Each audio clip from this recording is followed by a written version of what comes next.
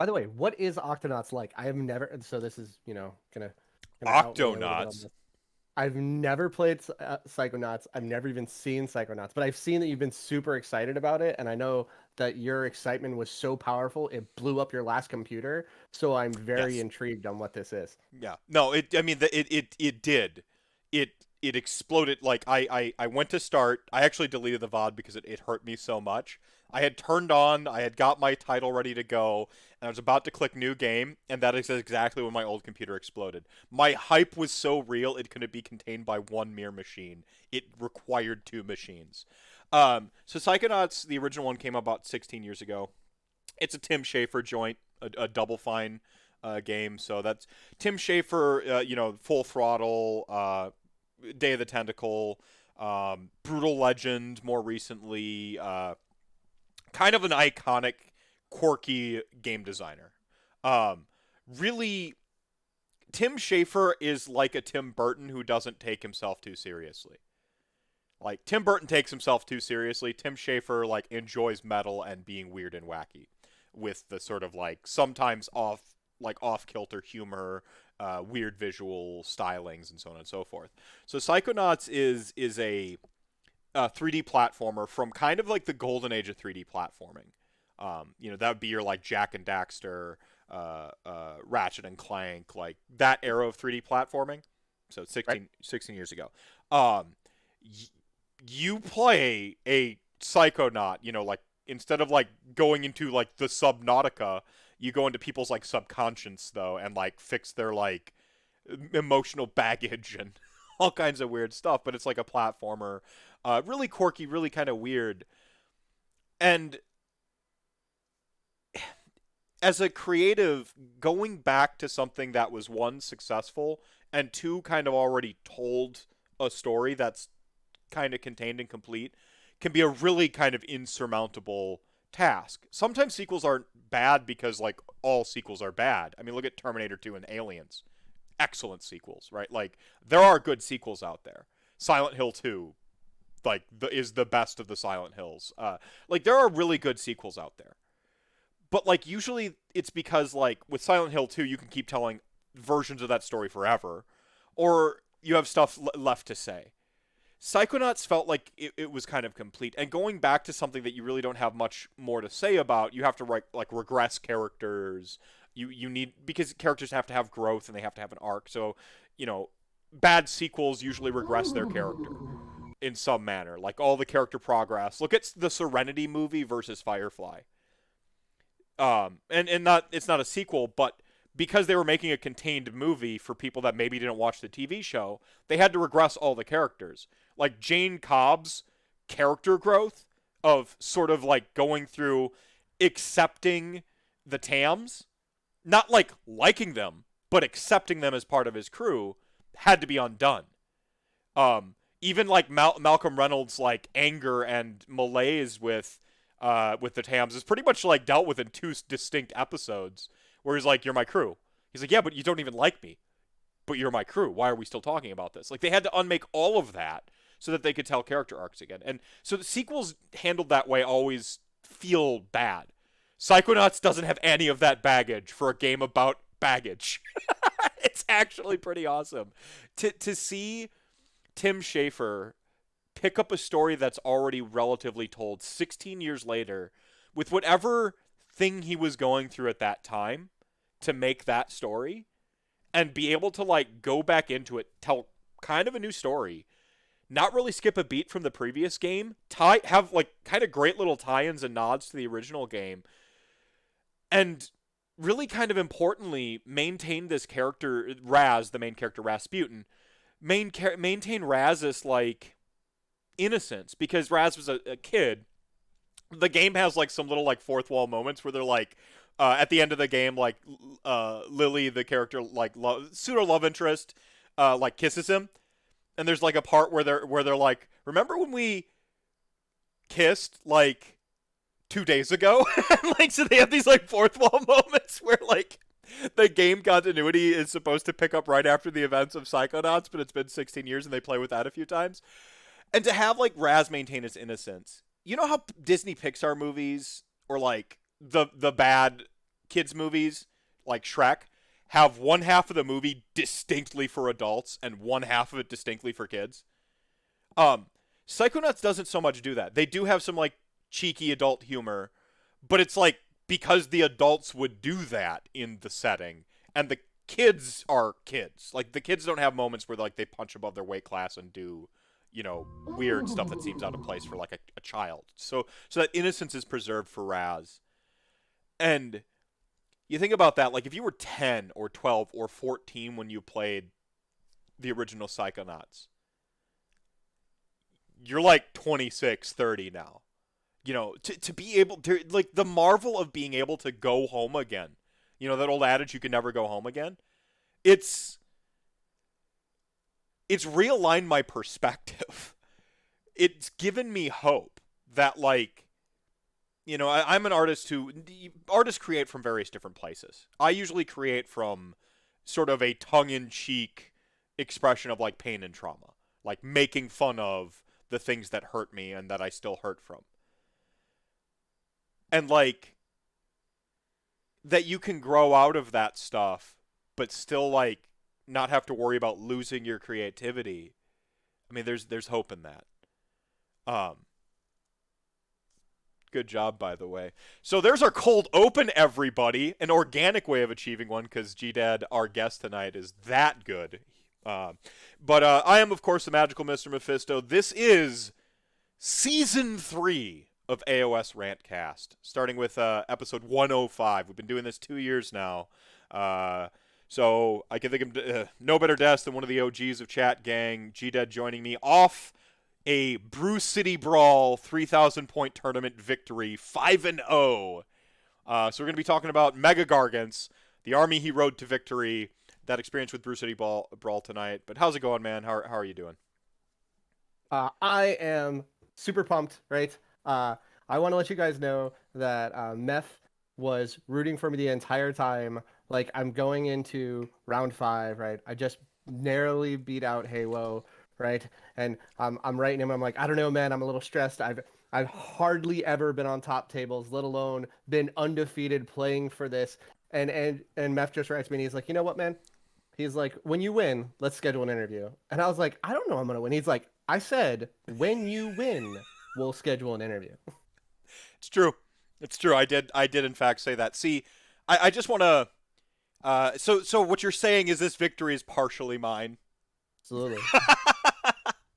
I see. I wanted to start out tonight with like a hot take and be like, watching Rantcast can help you win tournaments. So like, it's proven. This is fact. Like, I mean, we won't talk about causation, but you've been on Rantcast, you've watched Rantcast a long time, and you won a tournament. I mean, there's an undeniable correlation there. Undeniable. I see Hades, Death God showing up, Snitbag, Caleb Kane, Hades, Clint's in chat too. Everyone's showing up and showing out tonight. Chat Gang, Best Gang, seeing those emotes show up. Hotspur subbing with a tier 1 for 17 years. Speaking of OGs, 17 years. Thank you so much for the tier 1 sub and all your support. Got Fat Kid Sports. Oh my gosh, Ty's in here too. He was helping run that with Brendan there. So I have entered chat during Firefly and Mal's anger malaise with the Tams. Yeah, perfect. Yeah, perfect timing. Excellent. Snitbag, how's it going? Takeover Mars. One tier 1 sub popping off for 16 years. Another OG of support. Thank you so much. I love you, Dave, you sexy beast, he says. And Herald's Award, Takeover Mars, Fat Kid Sports, and Hades all popping off for 1,000 RDP to remind y'all that Chat Gang ain't nothing to fuck with. Giants for a giant premiere. That's right. Hyped him to victory. I mean, see GDead throwing in 1,000 to remind you all again if you missed it. And Ezerath. Now, I believe this is Boy Wonder? Yeah, this is Boy Wonder, but Boy Wonder used to go by a different name, so like I'm wondering why the name change, why the rebrand. I guess no longer Boy Wonder, Young Man Wonder. He's growing up on all of us. Funny story, right? So we're going in to round 5, right?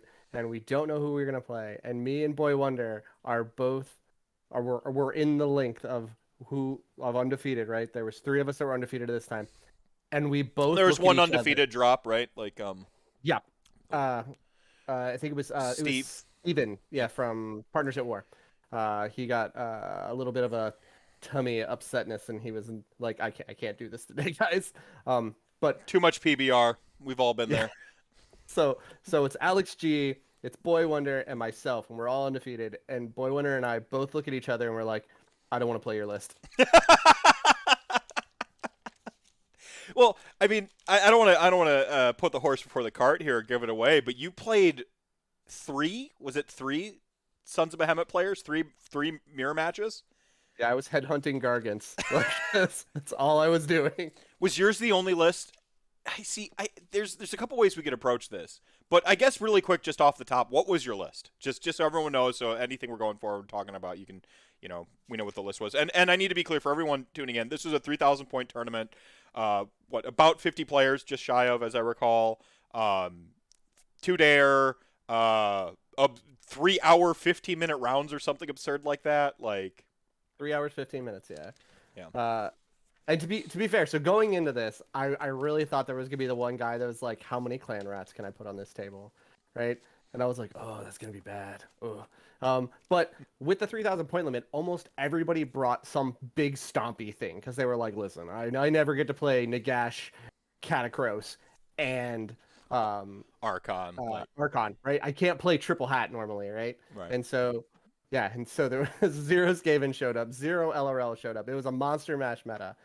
So my list, right? I was going for a specific prize known as the Monstars, which you needed 5 hero monsters, no more, no less, right? And the best score for that one. So I took Taker Tribe, right, which is actually played out very importantly throughout the weekend, right? So Taker Tribe, which gives me my giants count as 30 miles instead of 20, and my baby giant counts as 15 instead of 10. So I took Shaker Tribe, which means I have a Kraken Eater General, right? So with my Kraken Eater General, he has the trait of -1 to be hit, right? Which actually made a kind of big deal. It's -1 to be hit within 3 inches. So that means if you're shooting within 3 inches, like we're engaged and you're shooting, it also affects that because it's not just a melee thing. So I took him with Kraken Skin Sandals, which I really don't know if I could go back to playing without Kraken Skin Sandals again. What do they do for people who don't play Mega Gargants? So Kraken Skin Sandals. Ooh, actually, I have it right in front of me. So they take the Bear's Almighty Stomp, and the attack characteristics goes to 3 instead of 2, so you get an extra attack. And your Ren goes from to -3 instead of -2, and the damage goes to 3 instead of D3. Right, so you get an extra attack, you get more rend, and your damage goes to 3 per. Huge difference between 3 and D3, by the way. I know it feels like it's only like an average of 1, but it's so not. That consistency is king. Continue. Yeah, so he definitely was my all-star all weekend. He did more damage than both of my Gatebreakers. He was just out there wrecking face like the whole weekend. Like, because people look at him and like, so in case people don't know and you've never played Giants before, they normally break into how much damage do they do. And Kraken Eaters in general do the least amount of damage of all 3 of the Gargants, right? It normally goes Gatebreaker, then War Stomper, then Kraken Eater. And my Kraken Eater, because of these sandals, was just beaten face the whole game. I was super impressed. So I had my Kraken Eater General. I had my Gatebreaker, which was covered in rats. So that was my Rat Breaker. And he had the Amulet of Destiny because the rats took the hit for him. That was his ward save. Right. Yeah. If you've seen all of GDead's giants have some sort of like conversion or visual point of interest to them. Yeah, continue. To be fair, because of this man right here, right?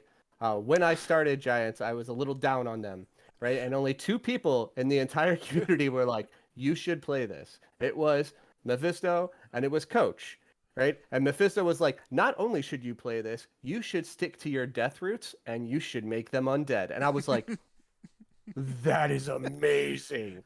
To be fair, the telling people they should convert things as like undead is just like a brand thing for me. Like, I'd say it to virtually any, but yeah, like with your Flesh Eater Courts and stuff like that, it's just a really good nod and a good thing to carry through that sort of like cohesion as putting yourself on the table. I think that's awesome. So So, for real quick, like I'm all over the place, but let me talk real quick what my headcanon for my army is. So no, you're fine. I have one Mega Gargant who is not undead, and he left his tribe. He came back and found his whole tribe was dead, and he's sitting there crying his eyes out because he has no family now. And this necromancer comes across him and takes pity on him and says, "Listen, if you keep killing shit, I will keep your tribe alive." So I have one guy, and in my army, it's the Gatebreaker with the Arcane Tome because there's a little necromancer on there, so the necromancer can cast a Yeah. spell for him. Yeah, Gorslav's up there with like a meat hook in its forehead, like piloting the giant. That's the Kraken Eater one. That was the one with the sandals. Gorislav is piloting that one. That's funny. And then so I have Gorislav, who was my general, right? We went through that one. I have my undead rat breaker, right? He had my Amulet of Destiny, my 5-up board. And then I have my Necro breaker, or my Necromancer Gatebreaker, and he had my Arcane Tome, right? And then I had a War Stomper, who was just naked, just normal War Stomper. And then I had the man of the hour, the man that I will probably only play in a 3K game, was Kragnos, the Ender of Empires. Let me tell you what, I got to live the dream, and we'll get to it, but that was the most amazing time ever. Well, so I actually had a side conversation with Brendan, and Kragnos reminds me of Shalaxi for Slaanesh, where Shalaxi on paper versus most other armies is kind of worse. But for the mirror match, nice. Left Hand Brewing Company. Left Hand Stout, yeah. Yeah, they make a hell of a good beer. So Shalaxi tended to be for like the mirror match in Slaanesh, and you were going to see the mirror match a lot. At 3K, Kragnos felt like it was for the mirror.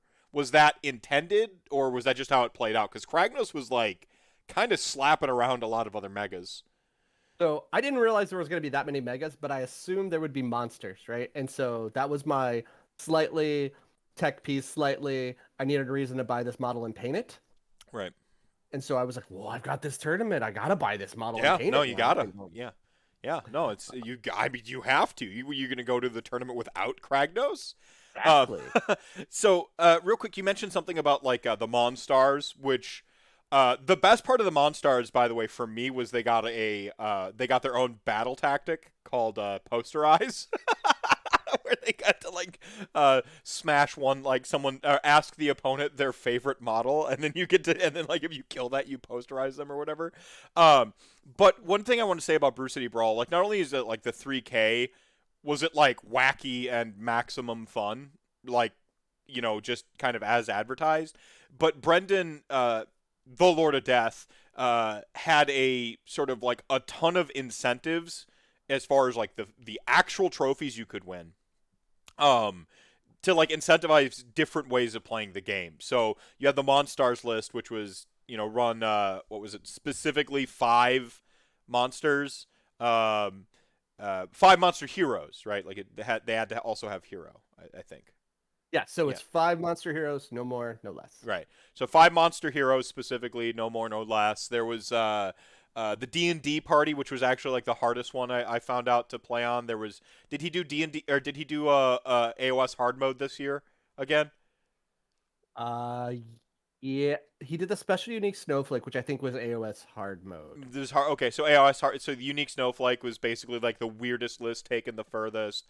Obviously, you had your standard like best in factions, best general, best painting, army favorite. You had kind of like the standard ones you see, including the soft score ones.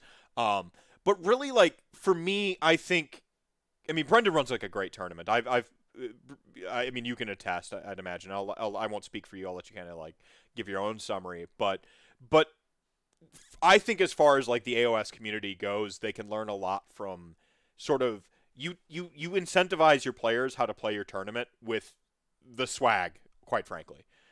It's all in the pack. The pack is how you're communicating how you want people to play.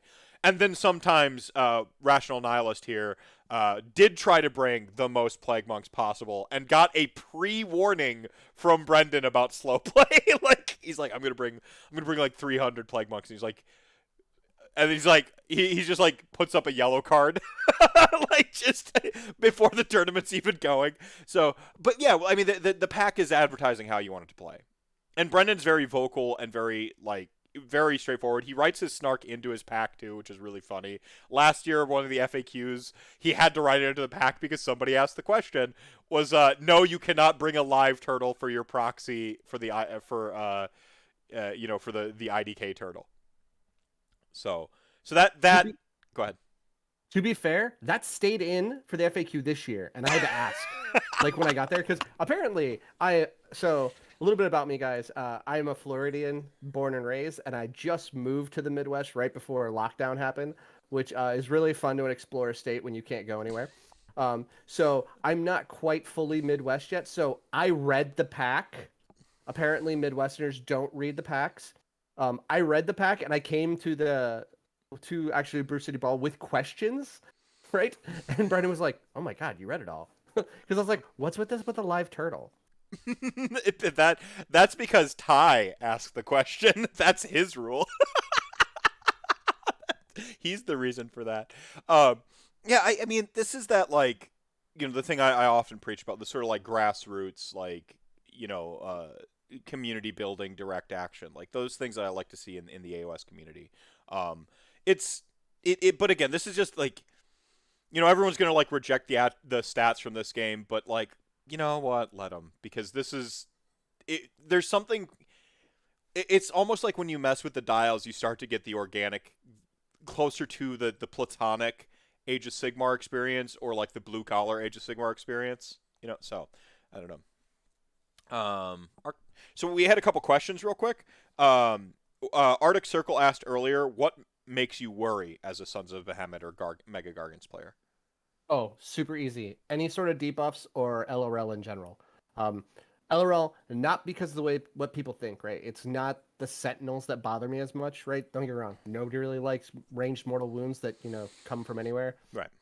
But it's the simple fact that you don't have magic to really stop things. Now, granted, I brought one artifact that gave me like most of 9 times out of 10 I casted, Mystic Shield.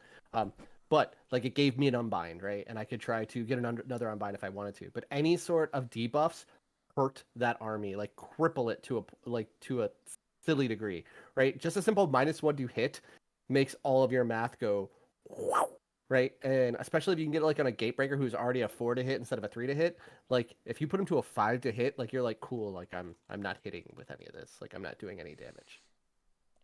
All right. Yeah, so we got Brendan's trophies. Someone wanted to hear about the All Bear Army. That was actually a Kyle's army, also known as Minimum Pants on Twitter. And he won a favorite army, his first major hobby award. And it was as close could be. There was, I think it was like, well, not that I saw the votes being counted or anything like that, but I was watching him. It was close. And Brendan, transparency, I mean, everything's up on the Brew City Brawl Facebook group. You can see all the tiebreakers and like the whole spreadsheet that he was tracking everything with. You can see there. So, I mean, for someone in the Pants Mafia to win anything, Rational Nihilist went for the kill point, the Bloodthirsty trophy, got it. Brought oops all boats, like the KO, like a KO army, and just oops all boats. So that was pretty cool. I mean, it's just watching people really sort of like I don't know, just for one, it's the beginning of 3.0. The meta is the least set. This is why I really like this time period for like any game, new GHBs and new additions, when people are really trying to solve the puzzle. And then 3K is just like its whole other puzzle. So super awesome. Oh, I see the LRL crack. Oh, rude, but continue. I mean, you guys asked from a giant perspective what I do not want to see, and I'm telling you it's that. Yeah. It's okay, Hades. I'll play against your LRL one day and destroy them. They'll pay the tithe.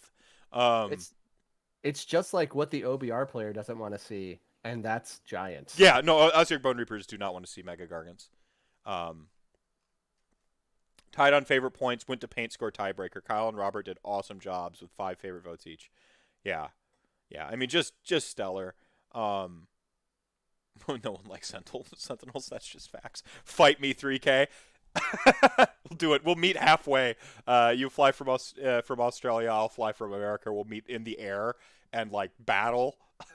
Like we'll do that thing with the when they refill the jets midair. They dock them in the air and they do that, and we'll like have, instead of like refueling station, it'll be like 2 tables in between the airplanes, in the hose. The most expensive game of Age of Sigmar ever. Yeah, all for an internet grudge. Yeah, 3-2 finish with a unique underpowered list. Yeah, I mean, and there's a lot of I mean, again, like the Snowflake Award, just like take a wacky list and like take it as far as possible. Speaking of the Boy Wonders list, we're all just kind of like looking at it and just wondering what the hell it does. Because he had all of the named, so he played Legion of the First Prince. And he had, Be'lakor, and then he had all of the named greater demons. So Shalaxi, Scarbrand, and I forget the other 2. Rodigus. Yep. And who are we missing? Lord of Change, Kairos. Kairos Fateweaver, that's right. And apparently they were actually, like, it was just like kind of going for a little bit like the Snowflake Award, throw monsters at people, force them to choose which to kill is what I was told is the list's best part. Yeah. my favorite part was I'm walking around right after games and I'm asking people how they're doing. I think it was after game 3 or 4, and I looked at Boy Wonder and I was like, "How are you doing?" He's like, "Well, it's been 2 games and I still have forgotten to use Be'lakor's ability. I don't know what half these things do, but it's just working out very well." I was like, "Maybe write it on a card, man. Maybe write it on a card." Get yourself them Davis Ford AOS reminders. I think it was really funny, like finding like it reminds me of EDH. When you're playing EDH, you'll which Elder Dragon Highlander, the Commander format in Magic the Gathering. It's a 100 card singleton, right? So no duplicate cards. You just have 100 cards in there, and you inevitably, while playing this thing that you think is like just a cool deck, you inevitably find little weird two card combos that you didn't intend. I mean that's what Boy Wonders list reminded me of. But speaking of the power of Mephisto helping people win, he was wearing the special Mephisto pants day 1 and went undefeated. Lost while not wearing them. Coincidence? I think not. So confirmed, AOS RantCast will make you a better Warhammer player, and wearing my merch will make you a better Warhammer player. I mean, if you would have had your merch on day 2, he probably would have gotten another favorite opponent a vote, and then he would have won overall. Yeah. So how did that break down? Did was there a best general and a best overall? Was it Same thing. Same thing. Okay, so yeah, the best overall, and then he would have taken best chaos, perhaps. Yep. Yeah. Okay. So good showing, and Brendan one-upped himself with the tournament prizes this year. So I've got the Growler, which was the biggest prizes available last year. This year he got mini kegs for like the best overall and what the big 3. He got the I'll go get it. He'll go get it. He forgot to do Kairos like every game. Be'lakor at least 3 times and was still winning. I mean, we call him the Boy Wonder for a reason. By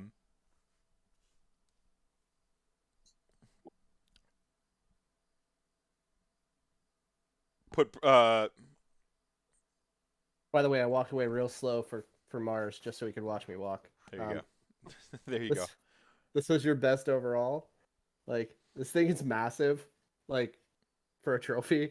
And then this was Monstars. There you go. Yeah. Sweet. Not to spoil anything, but yeah.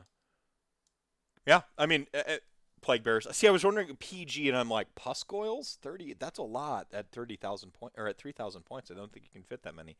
Put 30 Plague Bearers on an objective, and it works. What a strategy.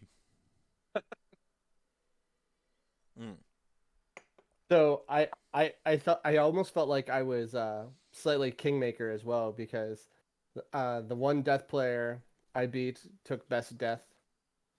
One of the destruction players I beat took best destruction. That would have been Haywo. Yep. Yeah, yeah, yeah. Yeah. For 3K, I've got a buddy who wants to play Nagash and then zombies.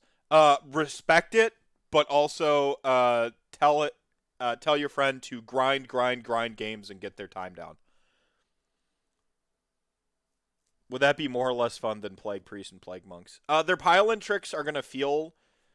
Their pile-in tricks and ability to get off a double activation is gonna feel maybe bad for some people, but they have very simplified like profiles, and they fucking explode in droves when you attack them back.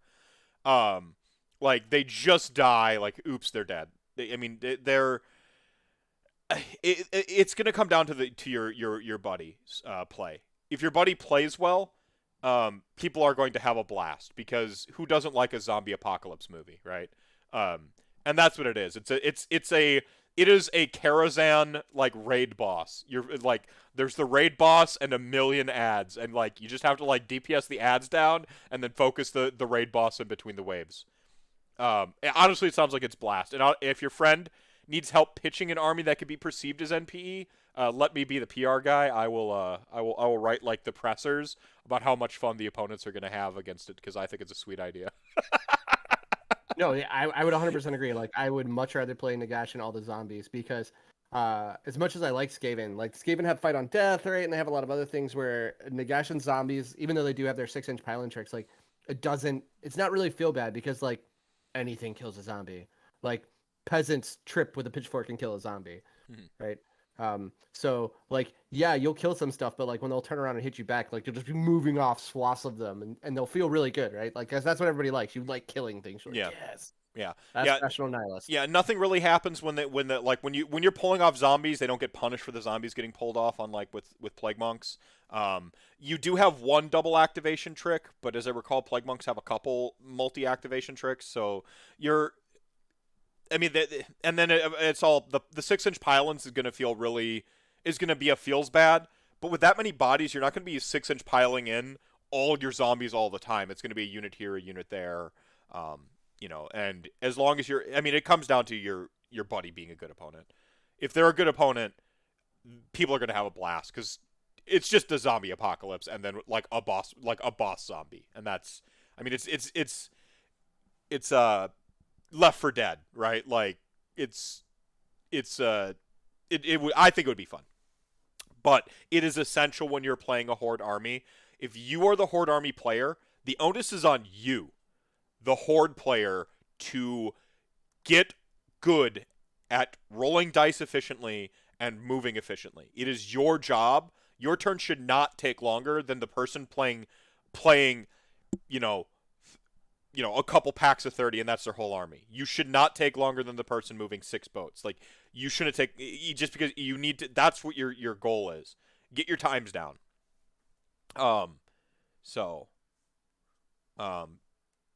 Like I use a grouping technique for my dice that helps me like roll them efficiently. Knowing you can move how you keep your formations tight. Measure out the one model, then just keep the same. Essentially formation moving forward. There's a lot of efficiency tricks. Obviously, movement trays help. Movement trays don't help with your pile-in, because if you're going to pile in, you start to get radially, and you can actually, like, the time you save in deployment and moving the first turn or two, you lose that time in the pile-in. So you need to practice piling in off of your display, or off of your movement trays too, which is something that you don't necessarily think of while you're practicing getting quick with your army. But learning how to pile in more efficiently off of your movement trays is another tip I'd work on. Took 31 models in KO army, 3K. No game took longer than 2 hours. Yeah, see, and that is the challenge. I think I don't know what Brendan's plans are going forward. If it's 3K again or coming down to 2,500. He said, "How did you feel about the 3 hour 15-minute rounds? Because I did see some games that went to time. It wasn't odd. It wasn't as many as I thought it would be. I thought a full on half the room would go to time. Quite frankly, when he said 3,000 points in 3 hour tournament rounds. So I feel like if people wouldn't have embraced the spirit of the event, right? We all kind of looked at this pack and said, "All right, this is about bringing some stompy monsters," right? Um, and I feel like if more people had just taken like their 2K list and then just added more to it, that the games would have gone to more. But I feel like more people crafted their lists to be like, "What giant thing can I bring in?" Right? And that saved time. Like none of my games went past 2 hours, right? All of my games I had plenty of extra time, and it didn't feel rushed. It didn't feel bad. I really liked the time setup. Like it felt good. Um, Mm. Ultimately, like my probably one of my favorite things is, and I hope we keep this even after pandemic settings, was the amount of space between the tables. Oh yeah, you could walk Oh, around each oh individual man, table. That was it glorious. was amazing. Yeah.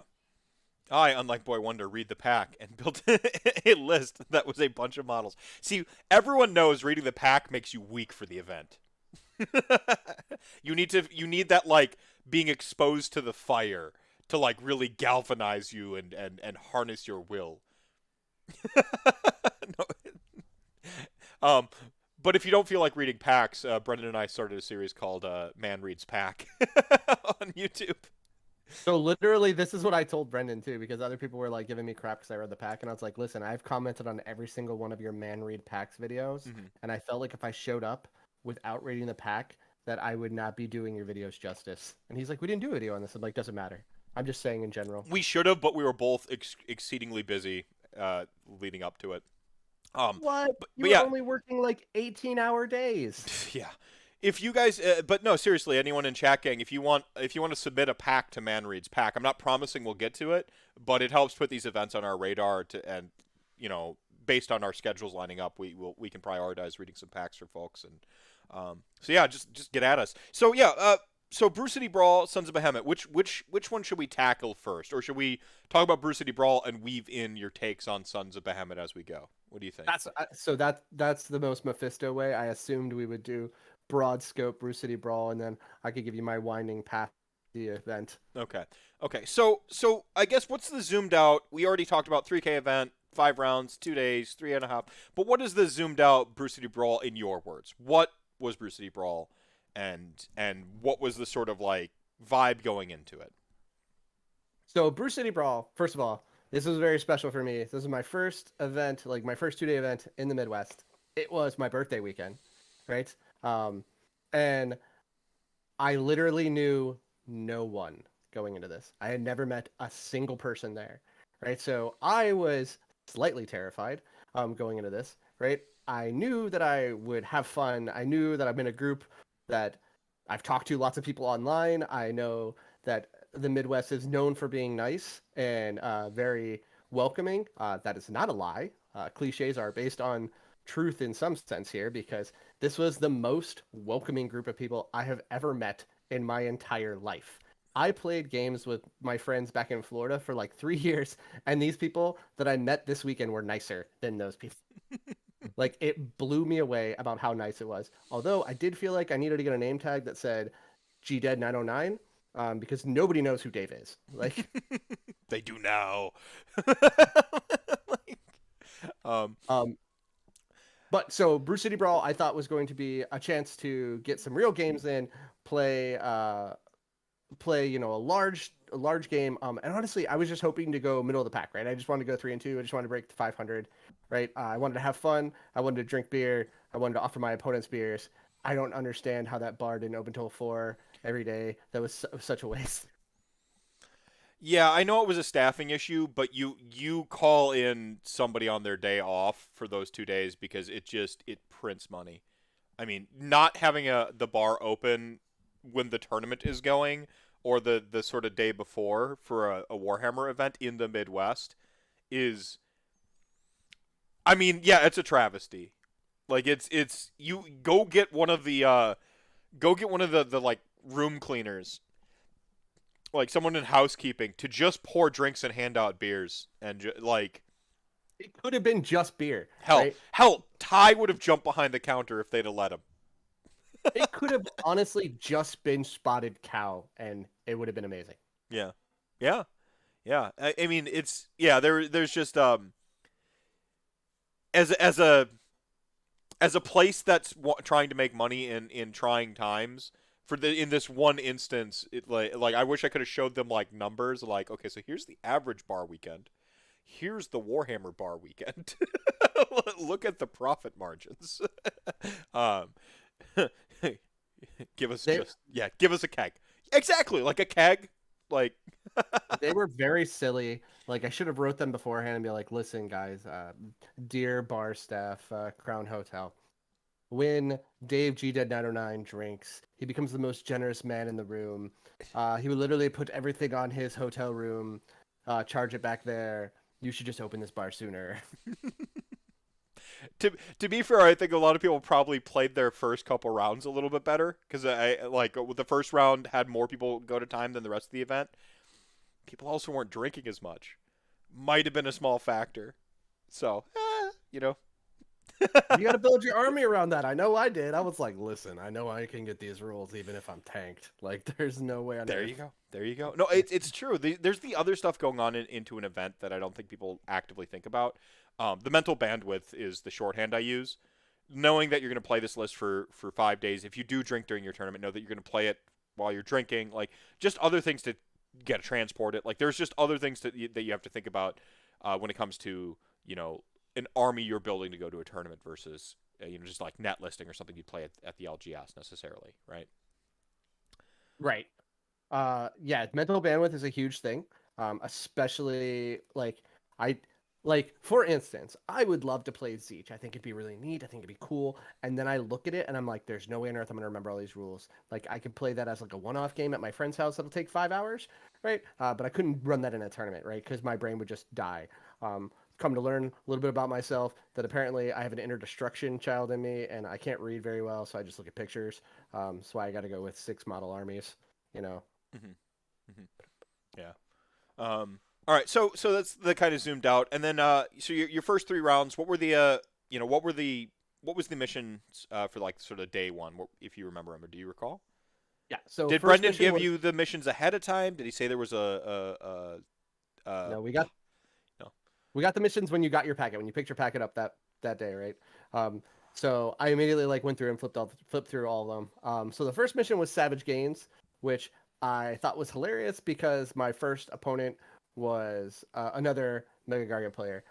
And I love the fact that this guy had the cojones to take the bridge with Mega Gargants. And not only did he do that, he bridged a freaking gate breaker 36 inches across the board in one of his games. He was just like, whoop. Amazing. Um, Unfortunately for my opponent, like we had it was very similar lists. Like he had Kragnos, he had multiple, he had 3 megas, but then he had a lot of babies, right? Which I try to stay away from the Man Crushers just because I really don't like that model. You also But had Life Swarm. yeah, and I had the Life Swarm, right?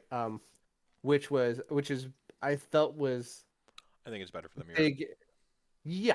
Well, honestly, it was there more for Kragnos because you can keep Kragnos alive. He's a giant distraction carnifex, right? So I assumed a lot of people would be gunning for him. So I was like, so if I can just keep him alive, like he'll just go over there and Mm-hmm. draw people over, and I'll just stand on objectives and be like, do do do do. Mm-hmm.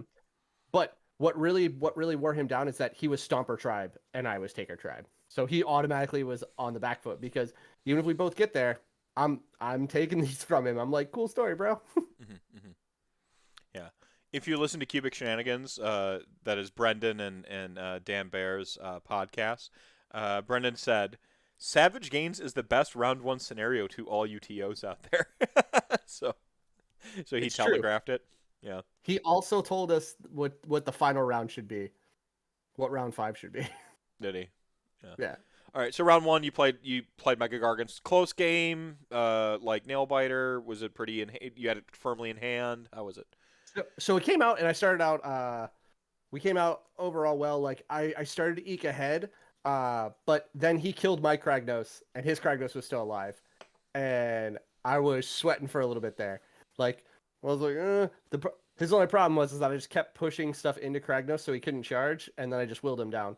And then after that, like after Kragnos was gone, like I still had like 3 Mega Gargants. It ended up, but like the end of the game, I just had my one Rat Breaker, right? But that's all that matters, right? Like it ended at I tabled him by round 4, and then I'm just like walking around doing rap breaker stuff. Like I was like, cool, neato. Cool. Um, Cool. but he was a great opponent, and apparently I've talked to him several times on Discords. Um, uh, and it went well. But like overall, like if he'd have been Taker, it would have been a much closer game. Like I just started to eke out ahead of it. Because like I was like, these are mine now. Thanks. All right. So it was round one, pretty solid, and then round two. This is actually when I showed up, like partially through or near the end of round two. Is I was down in town doing some errands, and so I stopped by and left stickers for everyone. Um, you were playing Ossiarch Bone Reapers round two, right? I was, and that's when I found out the audacity of trying to kill 5 murder ponies with not one but 2 megas. And for some reason, they were like, "Nah, boss, we ain't doing this. Get out of here." Okay, so your opponent's list had, I don't remember if he had Archon as well, but I know he had Katakros and Nagash. No, yeah, he had double hat, not triple hat. Okay, so the two kings, right? So two kings is putting back two murder ponies a turn, just out the gate, like without any other stuff going on. So just like, whip, whip, like just you can't. They just keep coming back. I Um, left the damn pony on 1 wound. yeah. I was so mad. Yeah, murder ponies are good, yo. I keep saying I had Alice on last week from Goonhammer, and Ossiarch Bone Reapers still have a strong quality of unit. They're missing some of the tricks, and they're not playing like all of 3.0 right now, which feels bad. The way 3.0 is playing right now is taking out one of their best pieces, which is their catapult. So like that's just kind of irrelevant right now, which is with an army with that many should say that few unit selections, realistically speaking. I mean, it's just taken out a big chunk of your army that you can play. So it's got its struggles. It's not without its struggles. But at the end of the day, the on the war scroll and cost of a unit, they're good. Like out the package. So just 5 murder ponies in your grill do their job. You know. So and I apparently mean, their job was tying up not one but 2 Mega Gargants. and it made me drop a secondary because I was like broken. Because there, to be fair, there was 4 when I went into them. Right, so we killed one by like throwing rocks or something out of the turn before. So we had 4. Right, I'm like, cool, broken ranks. I'm gonna kill 4 of them. There's 2 Mega Gargants here. I'll get it. So I dropped one of my secondaries because I left one of the murder ponies on 1 wound. I was so grumpy. It's a great question. Yeah, so your opponent was B Timmy. What was the mission? B Timmy from Chat Gang, by the way.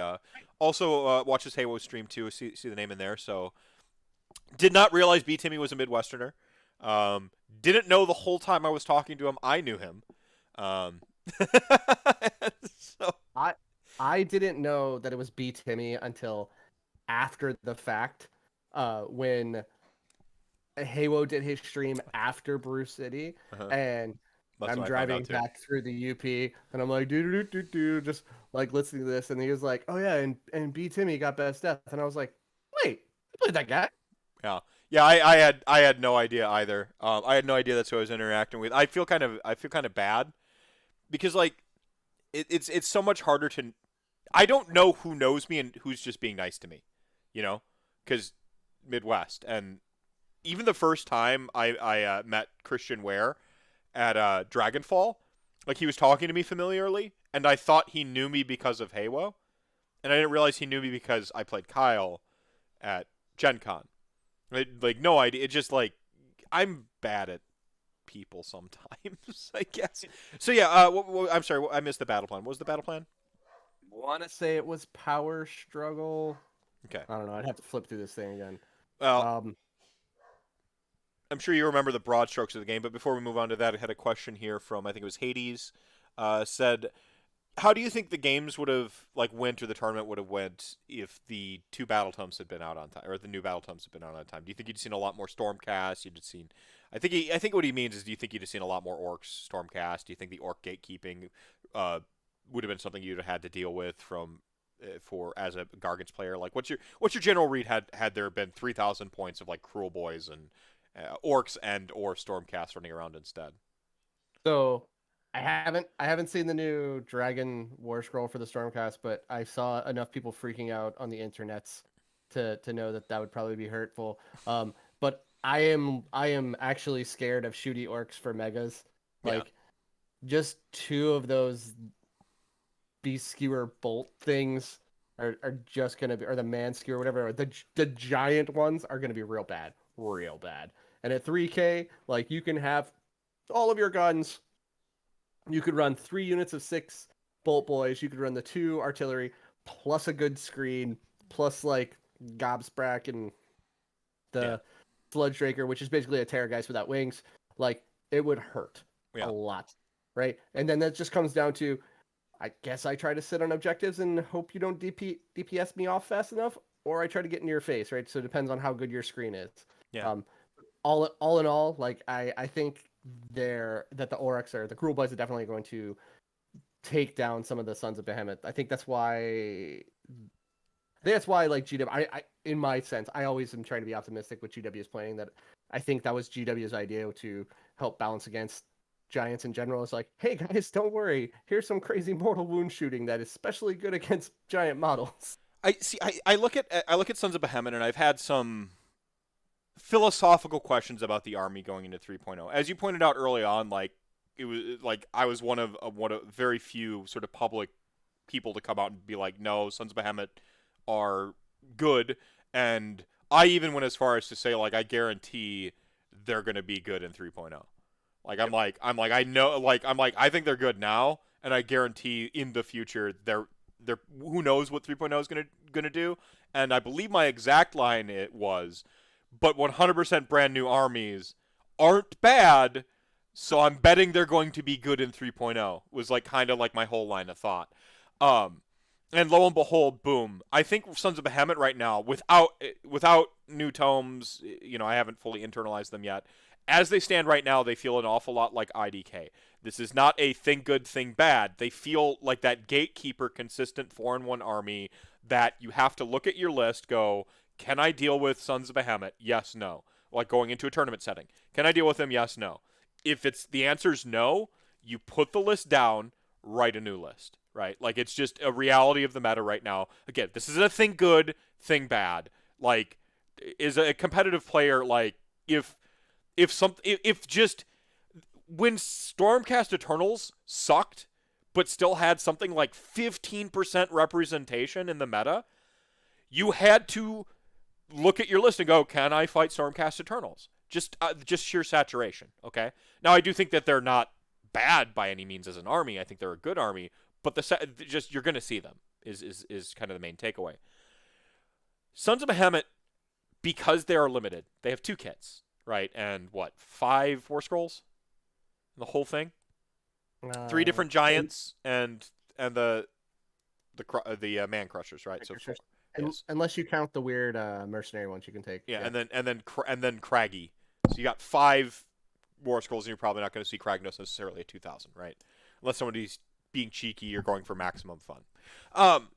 So there's a challenge with this army, and I pointed it out when the new core battalions came out for them. They don't have the traditional levers to bring them in line if they go out of bounds, or buff them if the whole meta shifts. What if everyone does get anti-monster tech? Everybody just gets a new battle tome and they all have all of them have anti-monster tech. What do you do to buff them? Now, you can bring points down, but it's not the best way of doing it. So they have to have other levers. Some new core battalions feels like a solid lever for them. And then we get to this right now where they sit, this gatekeeper, you're going to see them. And it looks like Games Workshop's answer is gatekeep the gatekeepers. So if they have some natural predators just infused into the game, people are going to have to it's going to keep people honest. You might not see tournaments where you're having to run through 3 Sons of Behemoth players because that's how many people are bringing Sons of Behemoth, right? You might not. You might get into the point where you might not see them at the top table because in round 1, 2, or 3 they played one of their natural predators now, so they're not going to be on top tables day 2. That feels like a good throttling mechanism or a good lever to play with when it comes to the health of the overall meta. So Right, and that's what I was hoping for, right? And I feel like that's kind of what it looked like they were going for. Like I said, I try to be positive on this, and I try to hope that they're going, all right, let's make sure that this army has a natural predator, and then if that one gets too prominent, then we'll make sure the next book has a natural predator against that one, right? I mean, you can try to just try to shuffle them all around, and then when you get to a tournament, you might face them, you might not, right? But like overall, like if they're in the meta, like it's less feel bads, right? hmm yeah, I mean, Ossiarch Bone Reapers. It feels like they're two sides of a similar coin or the same coin. Like a lot of the reaction we saw with Ossiarch Bone Reapers. The difference being existing armies had tools for dealing with Ossiarch Bone Reapers. People, come on. But then the next four battle tomes were just all Ossiarch Bone Reaper poachers. Like Tzeentch KO, Sons of Behemat, Hellman, Maw Tribes is a decent matchup if you run enough Stonehorns This against Ossiarch Bone Reapers. Like, um, so this is the go first ahead. time I got to actually play against an Ossiarch Boner per player as a Mega Gargant player. Oh man, it was beautiful. I got to destroy that stupid bone type Nexus. It was probably my second favorite most part of the game or Yeah. part of the weekend. Ah, Stupid, you mean awesome. Stupidly awesome. Ossiarch Bone Reaper has to be in the next 5 books. Maybe. I mean, they're in a weird place right now. But yeah, so injecting natural predators into the meta. The counterpoint I received from Vince specifically when I argued this during the Ossiarch Bone Reapers episode, that I was 100% correct on everything I said. I don't know, maybe a lot of what I said, I'm sure. Um, was that like it doesn't help you if you're in a local meta and like you play Ossiarch Bone Reapers, for instance, and 3 of your friends play Sons of Behemat. Like, you're not going to feel great that, like, don't worry, if you go to a tournament, there might be beast skewers in the meta to stop them. You're not going to feel necessarily healthy. So, I mean, is it the best way to throttle them? Maybe not. I do believe in the sort of middle out grassroots that the sort of like I want the game to be competitively well tuned and I want casuals to have a great time. Like these two things do not feel opposed to me. Some people think they are. Those people are wrong. You can have a competitively well tuned, well written game and appeal to casual players. Look at Magic the Gathering. Like look at Dungeons and Dragons. Like it's a cooperative game, but the rules, whatever. So Street Fighter, the list goes on and on. Things that are tuned for competitive, but casual players can have tons of fun with them. So like, I don't know. There's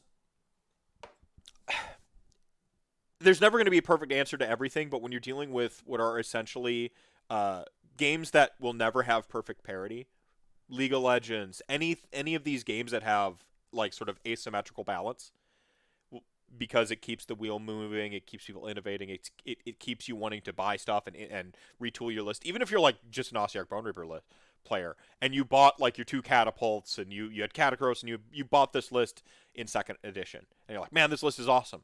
And then like Sons of Behemat and Tzeentch and all this stuff comes out, you're like, whoo, okay, well I'm gonna retire this. It's in 3.0. Well, now I'm going to buy some stalkers and some more murder ponies. And or like you're going to like, okay, maybe I won't play Nagash.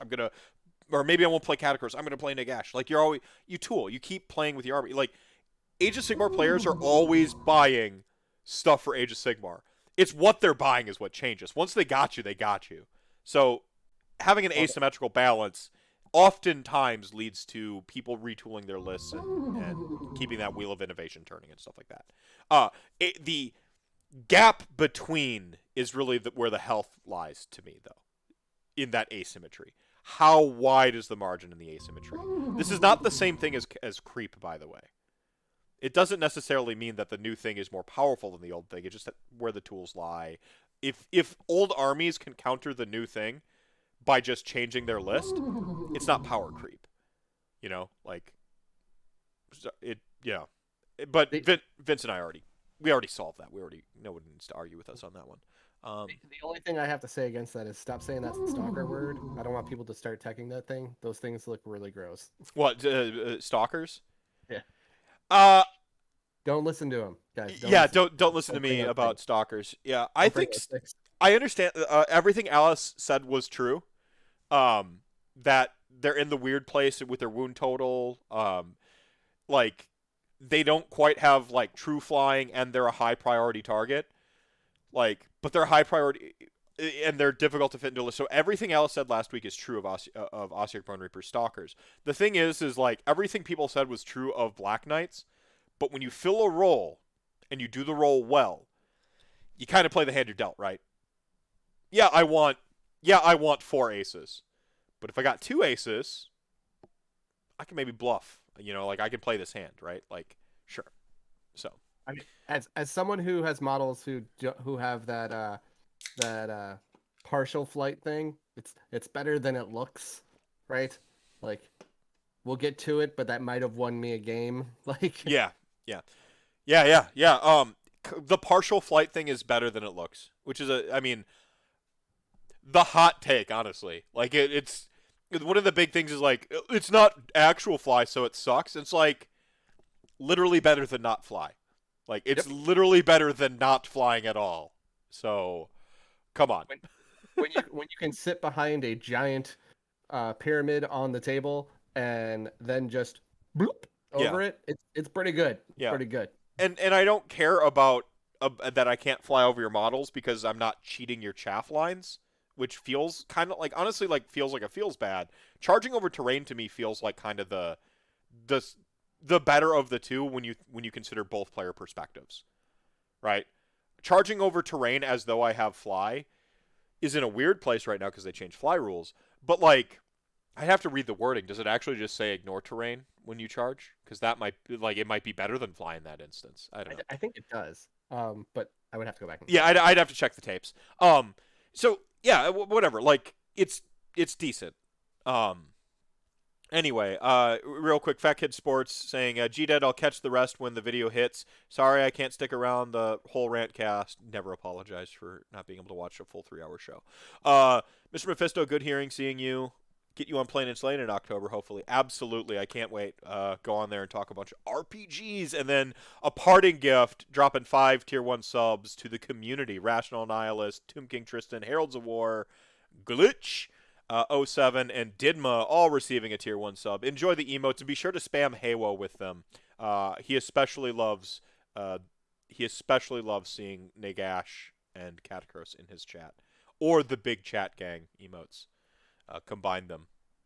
So I just want to catch up with chat here real quick, and if anything that you passed your mind. I might be looking up the Necropolis Stalkers. How different do you think games would have been? We handled that. Yeah. Dragons, I think for certain there would have been a ton of dragons there. Right? Oh, yeah. How does... Yeah. But to be fair, like, the big dragons, I would love, like, so... A little bit about me, like I'm not into those dragons because, like, I don't know, they're too normal for dragons. But I would have loved to have seen them on the table, right? Like, yeah. And if you guys didn't know, like, I'm very much a Timmy in the Cybergraph profile. I love to see giant stompy shit on the table or giant swarms of little dudes. Like that just kind of makes the game. I like that you recognize that you recognized a little bit of the nuance of Timmy there. By the way, like you also like to see like huge like units of dudes too, like a ton of like clan rats is kind of or zombies, like a ton of zombies. I think is probably the most Timmy it gets because zombies, ghouls. Ghouls, yeah. I when I make the case that Nagash is kind of a Timmy piece, like because casting 8 spells is a big number of spells. Like, come on, right? Like that's a Timmy thing. That can be a Timmy thing. It can be Johnny. And when he's undercosted, it's Spike, right? Like, but checking, we do need to talk about one thing, and that I feel like as a group, as a whole, everyone should rebel against this stupid fucking miscast rule. I don't even cast spells, and I think it's fucking dumb. It's terrible. Okay, like when I watched B Timmy and we played our game, and Nagash miscast on his second spell, the God of Undeath. It was so shitty. Like. If you want him to do damage to himself, fuck it. Let him do damage to himself. I don't care about that. But he should still be able to cast. Like, that's dumb. And I feel like every TO should just write that into the packet because that is stupid. Well, and here's the thing about that specifically, since, you know, this is RantCast and we can go on the tangents we want. Like, you know that rule's in there to be ignored by a specific rule down the line with stuff they release. You know, Right. and, like there's gonna be some spellcaster, some derpy idiot who like casts 2 or 3 spells a turn, and they get to ignore the bad rule that says no fun allowed. And then like meanwhile you have the God of Death, the Chaos United God, like you have like all these other gods with the exception of specifically Teclis, who gets to ignore it because Teclis doesn't roll dice. Like like all these other gods that like you feel like kind of should be able to ignore that don't, but there's going to be some derp mage down the line who does.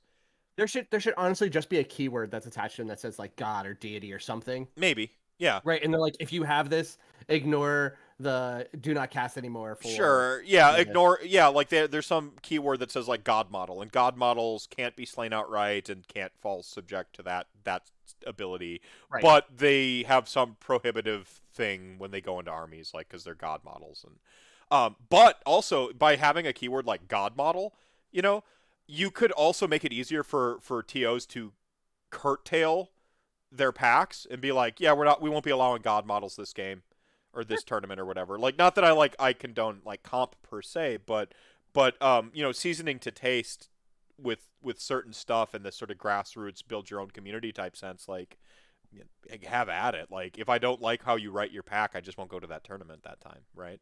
Or I'll experiment Exactly. with one of my weird lists that I'm like, yeah, okay, cool, fine. Like, I've been wanting an excuse to bust out 120 Bestigors anyway, so I'll play my Beast of Chaos army now. Like, it's yeah. I mean, or why is they are the 3 best casters, right? Yeah, they are. And Nagash himself is like, I could bullshit a reason why Nagash fails to cast spells because he's schismed his personality into a million avatars of Nagash, which is why it's okay to see Nagash mirror matches, right? Um, it's the only one that makes sense. But it also like maybe in that moment like he, you know, his magic attention is diverted elsewhere or some shit like that. I don't know, but I don't mind if you take damage. It's the stopping me from having fun and casting my spells shit. That's the part that bothers me. It's you're saying I don't get to do the thing right now. Rules that suck are rules that say don't do the thing. So I want to do the thing. Like they say, they're in essence saying don't play the game. Rules that tell me not to play the game are the rules. It's the closest thing I can get to actually hammering down what NPE really means, because most of the time it just means people saying something they don't like. So to tie onto that, that's one of the reasons I feel like a lot of people get very grumpy at LRL. Because LRL is like the closest thing we have to like a blue counterspell deck. yeah, Right?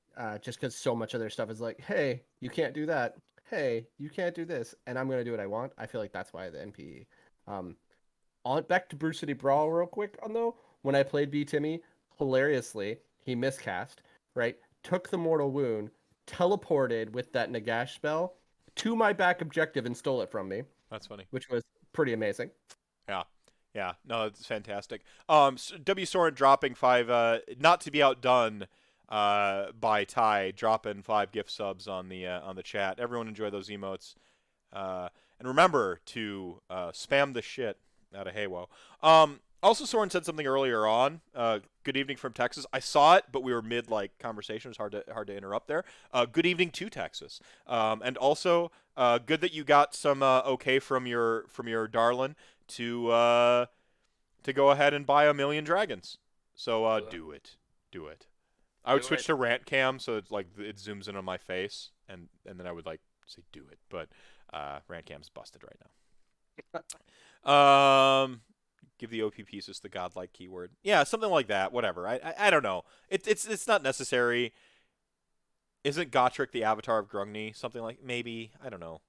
Gotrek Gotrek is super metal though. Like I actually like I'm on board with Gotrek's like fluff and flavor in a similar sense to other models, or you know, other like god stuff that I think is pretty dope. Gotrek's up there. He like how did Gotrek survive the apocalypse? He was in hell killing everything. Oh, like I just like let me go ahead and check the notes here. Yeah, that's fucking awesome. Like,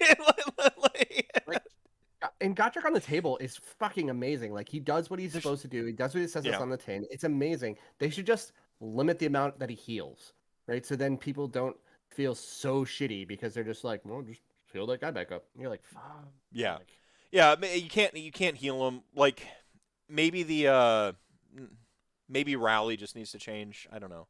Maybe rally is the problem. I heard some like ideas for fixing rally because it's just one of those rules that ends up elsewhere that just maybe this should be for not named heroes or something.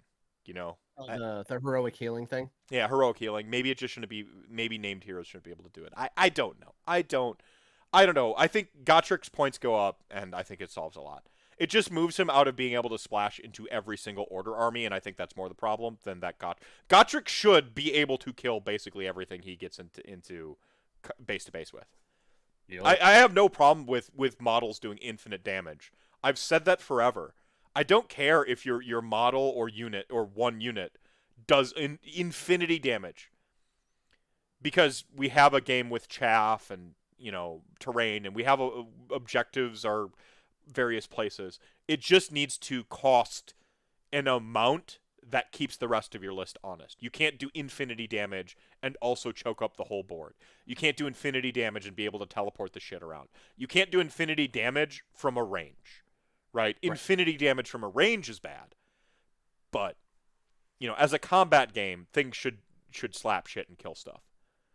I don't even necessarily mind that we're in sort of a pseudo hero hammer meta right now, where heroes just kind of live. I like that. I actually like that my heroes are kind of living, and maybe we might finally get to the place where like these like melee foot assassins start having a revitalized role. Like there's a lot of positive there. This like negativity bias can get in the way sometimes, as much as like any other bias, right? Like, but we need to account for that too. Like, when are we just being kind of negative for the sake of negativity? Hero Hammer has a bad connotation specifically because Warhammer Fantasy Battles, but so much is different from Warhammer Fantasy Battles, honing just on the fact that like we're using old nomenclature for something that's really not exactly the same as it used to be. Also, Heroic healing only for the general. That's a great suggestion, Caleb. Grim Slacker, everyone should get a Gotrek. I would love it if it wasn't everybody gets like a model that just murders shit. Yeah. Like if Death got their own little version of a Gotrek, but he I doesn't mean, like murder kind stuff of or dry. Kind of, right? But like I'm not saying I want like a murder machine for each thing, but if you got me a model that really like brought out what was good in Death or something like that. I don't know, like maybe it's a model that gives all Death models +1 to their ward save, right? So then Death stuff becomes harder to kill, and then like a Destruction gets. See, Destruction should have a Gotrek, and Order should have like a Cassie spell thing or something like that. But yeah, anyway. I get what you're saying. Like everyone should have their like the paragonal, like the thing that their faction sort of is supposed to do. With like Magic the Gathering, that like that black is death or is power at any cost, right? Like give up life to draw cards, give up life to deal damage. Like it's what black spells generally are about. What red spells are generally about. Live fast, die young, right? Like they do 3 damage to the face, and their creatures are stompy and smash. Like white's got the healing and the weenies, and blues control. Like all the colors have their thing. Green is ramp and fatties. Yeah, and fatties. Like what each one of these things do, and we have an understanding of with the exception of like fucking Order, because Order does everything and Chaos gets all the toys. So those two are kind of like, but even then what Chaos is roughly about.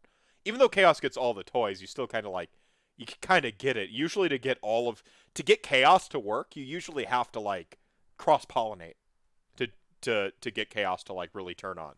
It's usually like a pretty Timmy spike.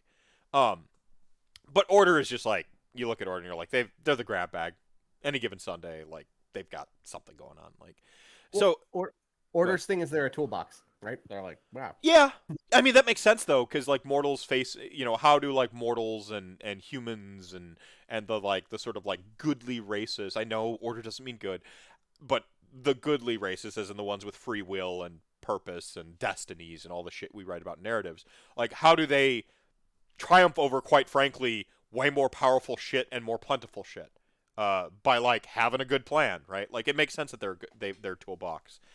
They outsmart you. That makes sense. That's the Order thing. So then you make the thing that makes them more toolbox. To me, that says like a summoning toolbox or a buff buff toolbox, like some sort of utility toolbox, where they Yeah. can like hand out prescriptive buffs, or not prescriptive, like like rotating buffs. Yeah, that makes sense. Chaos is probably more a little bit power at any cost, right? Like, yeah, I Right. mean you can do it. Yeah, So they should be like sacrificing their models to bring in something else, but Gotrek should be destruction, right?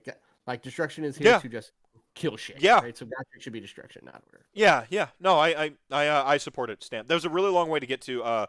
Gotrek should be in destruction, everybody, and then it solves the problem. Oh no. Yeah, it solves the problem. If God also there's only like what 4 sort of 6 armies in destruction because you've got like the War Clans book has 3 armies in it, so like there's less armies to put Gotrek in. Naturally, curtails him. It's not like 15 armies. Yeah, Nurgle thing that just tanks the world. Yeah, I mean, there's ways to do stuff like that. Yeah, I mean, it's an interesting design space. I'd love to see stuff like that. Honestly, I legit. Like Um, Avatar of Death does this. with godlike keyword, make it so they can't receive buffs. Yeah, something like if you there's a like I don't want the gods to go away from the table. By the way, I know a lot of like if you don't want the gods on the table and like it breaks your immersion, I understand. Like I understand that I don't there are people out there who have a good reason for why they don't want gods in the game. And if you are good reason TM person with why you don't want god models in the game, I respect it. Like I can't like disagree with it in a debate me bro sense because like the way you've arrived to your opinion is correct.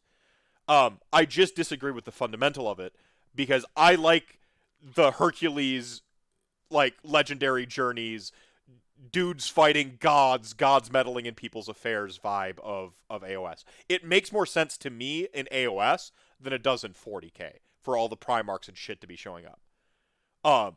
Like it makes more sense in AOS because like one, the active like everything's like still active. All the gods are currently trying to fuck with each other.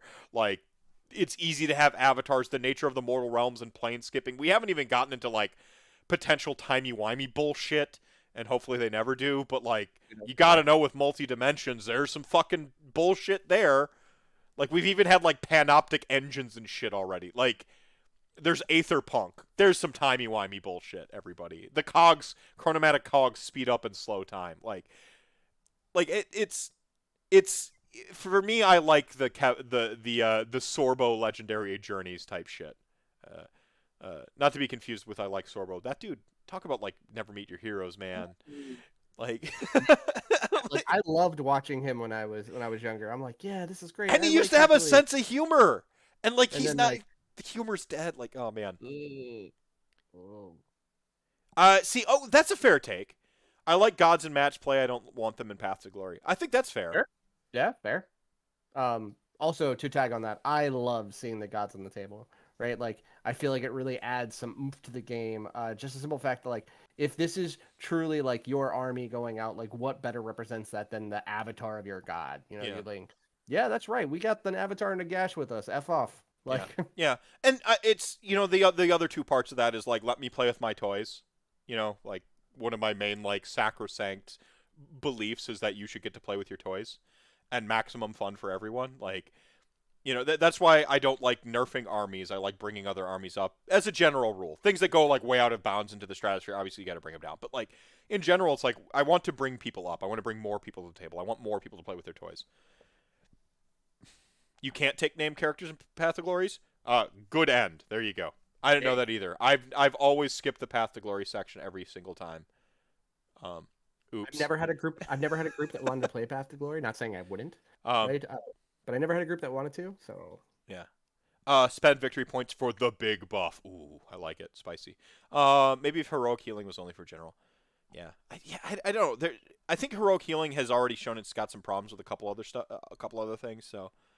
Oxalotl needs to come back and pal around with Gotrek. I think it'd be fun. Give everyone a Gotrek.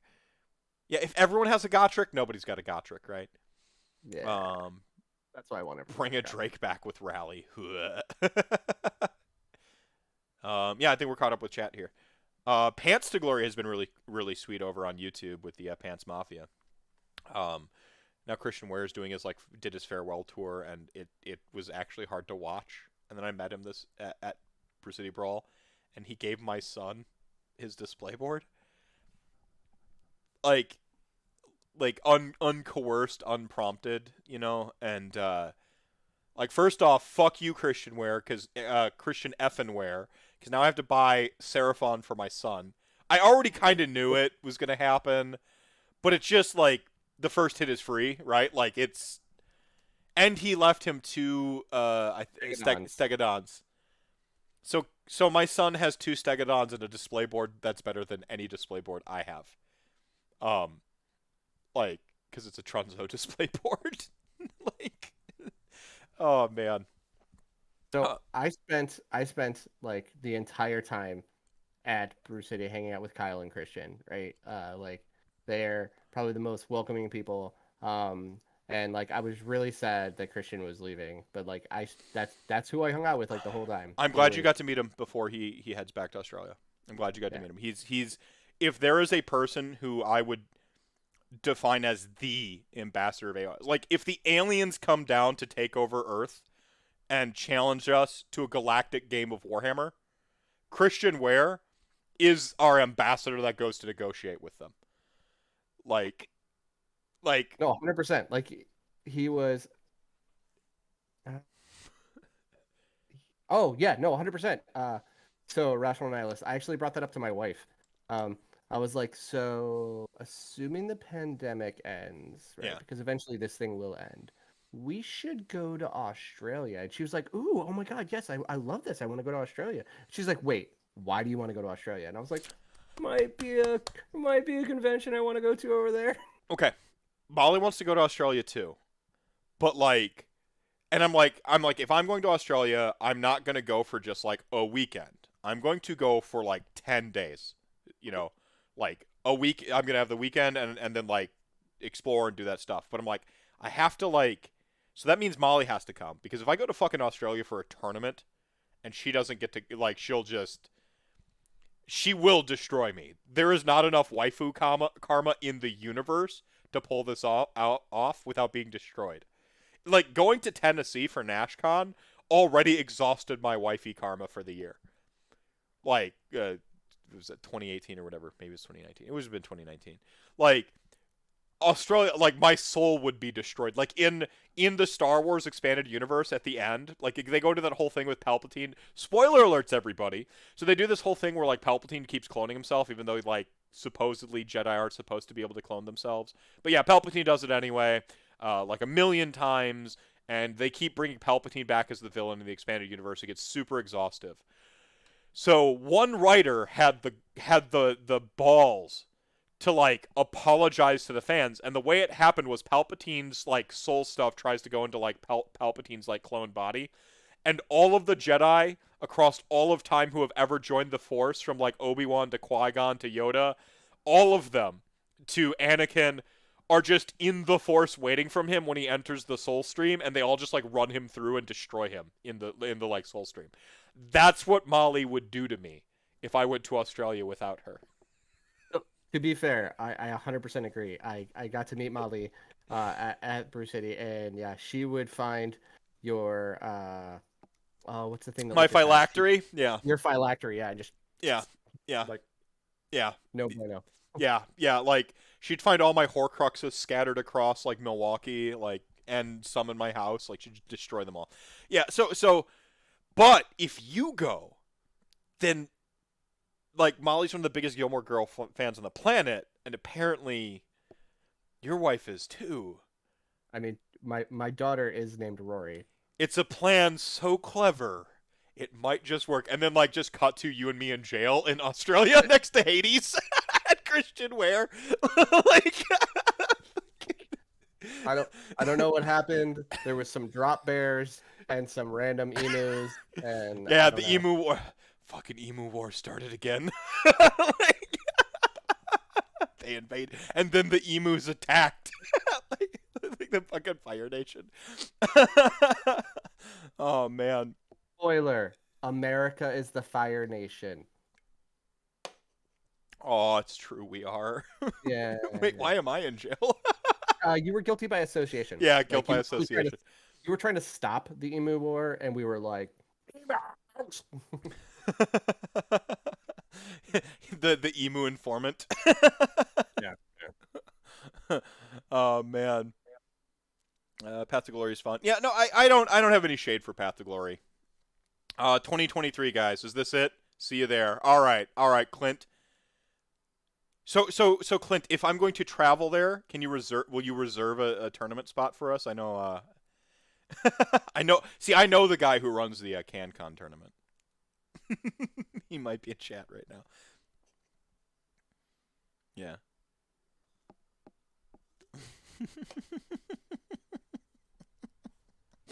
That just reminds me of the old, like in the old Herald of War throwback, not Clint, but the other guy who won CanCon, and he brought it up every single episode, and I laughed like a little girl every single time I heard it. I can't remember that episode. Oh man. I'm assuming Clint will inform me. Who's his co-host who won like the first CanCon? He's a teacher. Mm. Oh, man, I'm bad with names. I can't remember. Checking will know. Checking knows everything. Checking will inform me. Yeah. So yeah. That was a long, fantastic tangent, by the way. I like the head canon of like 2023 CanCon. We're all just like the usual suspects, like all just like in lockup and.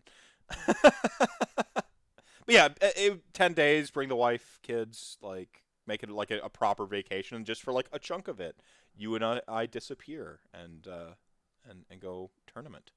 I mean, so to be fair, my wife is familiar with this because in Florida, the convention we used to go to was in Orlando, right? And so, like, I invited her every year. It was not in a great hotel, but I invited her, and I was like, "Why don't you just come over and like go to Disney?"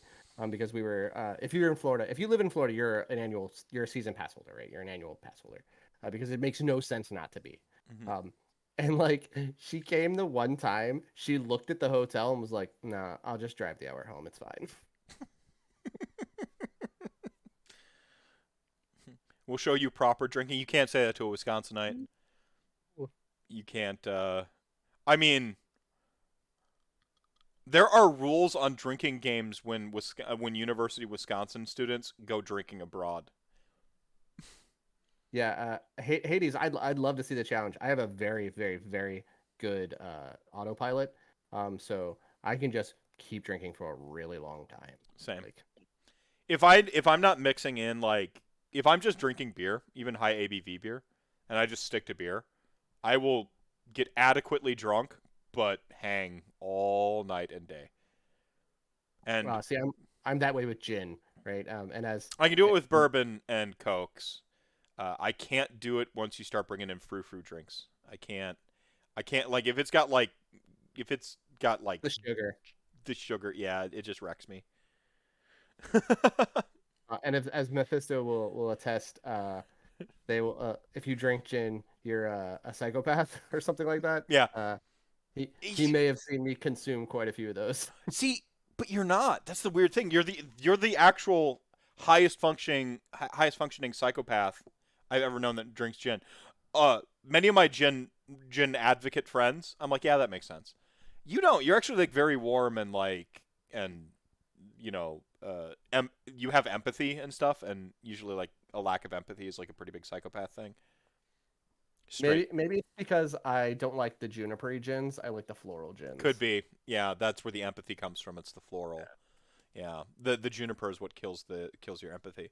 Uh, yeah, I saw the all the. Yeah, I don't know. We could start planning like a small Midwest like chat gang excursion. I'll fly out of O'Hare, like try to book the same flight. So like that 16-hour flight is not the worst thing ever. So And no, go ahead. I've done to the UK, right, which was like 8. Mm-hmm. But I've never done Australia. I was trying to get Amazon to send me, because the Evil Empire just opened up like some stuff over there, right? And I was like, "Do you need people to go?" They did offer me to go to Dubai if I wanted. They were like, "We're opening some stuff in Dubai. Do you want to go there?" And my wife was like, You know, that would be amazing if we weren't like moving and Yeah. you'd leave in the middle of this." Like, Mm-hmm. fair. Mm-hmm. I have to be super careful with tequila because I don't feel it until I do. That's every shot for me. if I start drinking, if I start doing Jaeger bombs, and I don't know if this is something you do in Australia, which is like Jaeger. It's deer's blood. For those of you who don't know, it's fermented deer's blood. If you don't know what Jägermeister is, and then a Jaeger bomb is fermented deer's blood and Red Bull. If I am drinking Jaeger bombs, if I order up a round of Jaeger bombs, shit's gonna go wild. Like, like I might fight somebody. Like, I'll certainly end up without my shirt on by the end of the night. Like, if the Jaeger bombs involved, I'm probably missing the next round of the tournament. Uh, I'm 100% in, but I'm flying business class. Like, so I mean, granted, this would all have to wait until after the pandemic, because I was talking to Christian about it, and he was like, "Yeah, they only let 75 people in the country right now, and it all comes down to how expensive your ticket is." I was like, Yeah, Um, no, post pandemic, we'll do some planning, figure it out. I'd be down to do it. I gotta recoup some losses from this year, and then I'll be in a position to start thinking about a family vacation. Plus, Lily will be a little bit older to like potentially remember it. You know, she's finally at that age where I think she's gonna remember like snippets from the vacations. 5 is about that time you really start to come on board with your memories. So, uh, I don't know. Is that Beloit? I don't know Beloit. Cataclysm. Arctic Circle. But I know Beloit near in Wisconsin if you're talking. Um, so we never know, right? Peak's coming around the corner. They might send me to Wisconsin. Like, they like sending people random places. I don't know if that's where I'll go. I tried to get them to send me there last year, just so I could annoy some streamer that I follow, you but I know, got sent to Chicago instead, and then that streamer told me that if I drove 3 hours to meet him in a parking lot to eat chicken wings, like, that would be stupid. well, at the time, I'm sure that first off, that streamer's probably a fucking weirdo.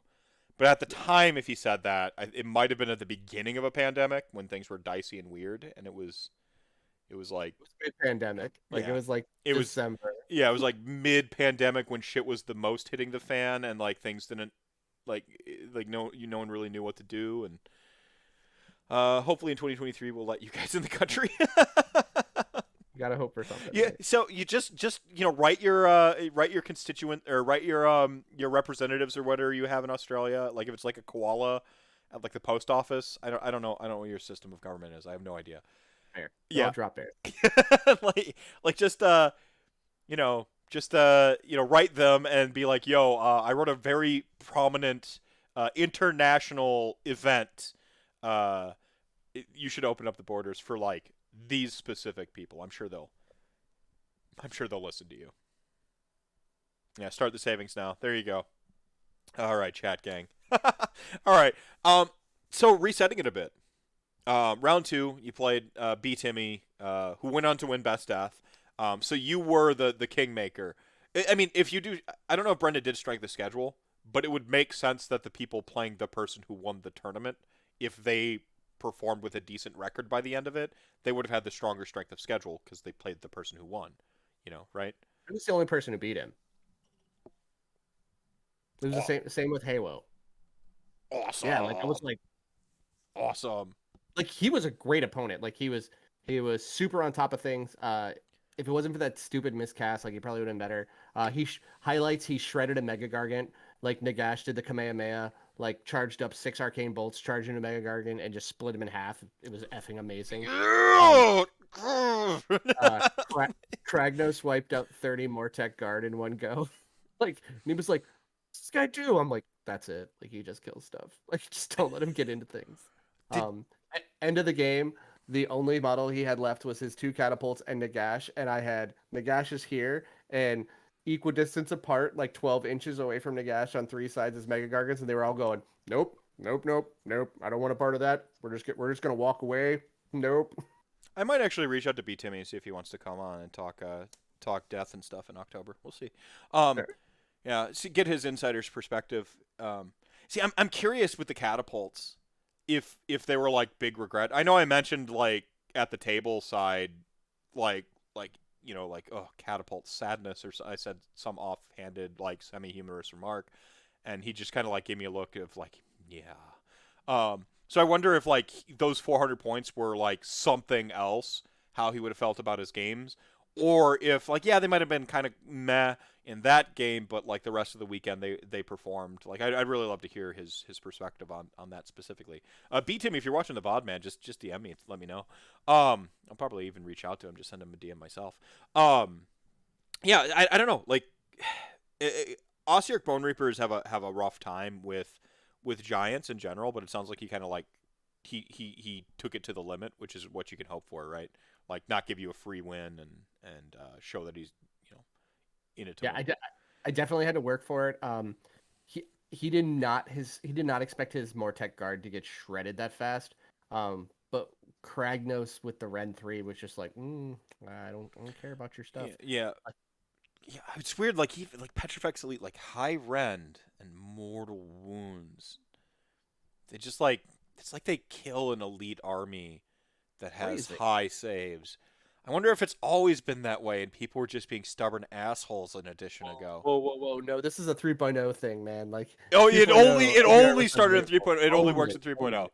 Yeah, okay. Weird. Weird how that works. So game 3, I think was another one of your mirror matches or uh So yeah, game 2 is when I showed up, started like saying hi. It was just me and Colin. Colin had his Game Boy. I basically uh walked him around the room showing all the tables and like his eyes just lighting up and just being like and then asking him like, what was your favorite army? And he's like the space dinosaurs, which is how I introduced Seraphon to him. And I'm like, he was even wearing his Converse that has like a T-Rex in like in space fighting like aliens, and I'm like, appropriate. So so round 3, I played the Mega Gargant player who had probably the most conversions done. He had converted all of his Mega Gargants into Chaos Mega Gargants, right? So he had uh, a, a Nurgle one, a Corn one, you know what to and do. a Zeech one. Yeah. And he had the babies as well, right? So he had three three Nurgle Man Crushers, three Corn Man Crushers, three Zeech Man Crushers, I believe, or maybe he had Slanesh Man Crushers, maybe not Corn Man Crushers. Um, it was really cool. So that game he played, and he went with a strategy that I'm sure worked well for all of the other opponents that he played. Hyper aggressive, right? And Mephisto was came over and watched a good chunk of this game, right? And so round one, and this is I feel like everything went down after this. Round one, his battle tactic was I'm going to kill Kragnos. I was like, what? And I looked at him like, are you sure? And he's like, yes. And I was like, okay, best day ever. Um, so now Kragnos is a one up save. Like, let's go. And so he shot everything forward, right? Because he had three megas and three units of babies, three-man units of man crushers. And he shot everything forward, and he had to make two 7-inch charges and a 6-inch charge, and he only made the 6, which means the rest of my army was just ready to pounce, right? He presented his plumage to me, and it was kind of downhill from there. He only did like 4 wounds to Kragnos, and Kragnos was like, let me kill some of these man crushers. And then after that, like I just started chipping away, and it was just bad. But he was a great opponent, and we had a really fun game. I'm gonna wait till Mephisto comes back before I get too far into the story, because he did see the greatest moment ever of that story. Um, but yeah, it was definitely a fun game. I was definitely headhunting Gargants. Like that was my second match. So I did Gargants, non-Gargants, Gargants, non-Gargants, Gargants. That's how my matches went. Um, any questions in the chat? I'll slide through here real quick. Clint, who was your? Did you answer my question before, Clint? Who was your co-host who won the first CanCon and made sure he threw it in there every single time? Like I straight up giggled like a little girl every single time he made the same joke.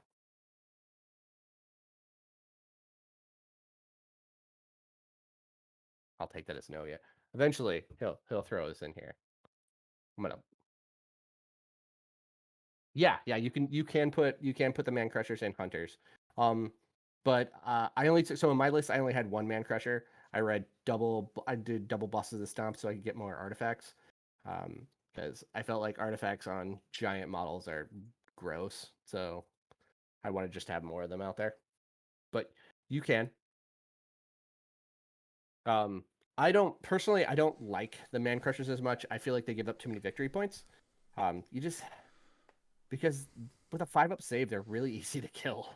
Like, don't get me wrong, they do some damage. They're gross. Like they'll wreck some stuff. But like, even if you lower it to a 4-up or best a 3-up, if you can get Mystic Shield uh and All Out Defense on them, like they're still kind of easy to whack, right? Because you only need to do 12 wounds and then one's down.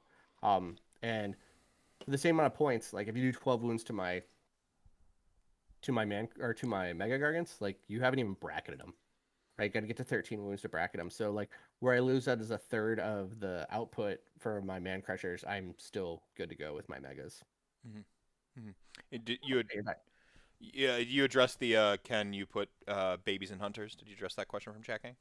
Yeah, Yeah, that's what I was talking about. right on, right on. So yeah, that one match I watched a little bit more than I watched the OBR match because I basically showed up at the like relatively the tail end, and I remember looking at the board state and being like, this dude's overextended. I don't know if he was like playing for a double turn and extending that hard or what it was, but it was or if he whiffed some dice once he got in or what happened. But I looked at the game state and I saw Kragnos was hanging back and I saw like how you were bodied up on objectives and just looking at like the amount of megas you were about to throw into the fray versus him. I'm like that like the sort of the beta strike. I'm like, oh no, So, how did that play out, or what was the game overall like? I don't know if you went into it or if you already like summarized it. Oh, yeah. So I told Chad Gang about the beginning of it, about how he went to Alpha and he only got uh, one of the three in there, right? And the other two were just kind of presented to me. They were like, "Hey, what's up?" So I know I took out the next turn. I took out all of the Man Crushers, right? And then I started to like I was trying to condense everything in, so I like kicked an objective over, and I'm starting to condense everything towards the middle, right? And trying to make his people like trying to make his megas scoot around. He takes one mega and runs it completely to the other end. He was like, "I want no part of this," so he leaves Kragnos alone. So Kragnos comes over, moves his full 10, right? He needs like a 10-inch charge to get in. So I'm like, all right, we're gonna see if he can get in. He's got a Mega over here. Mega's taking like 5 wounds from like throwing rocks at it. I'm like, cool. So I roll, get the charge, and I'm like, yes, all right.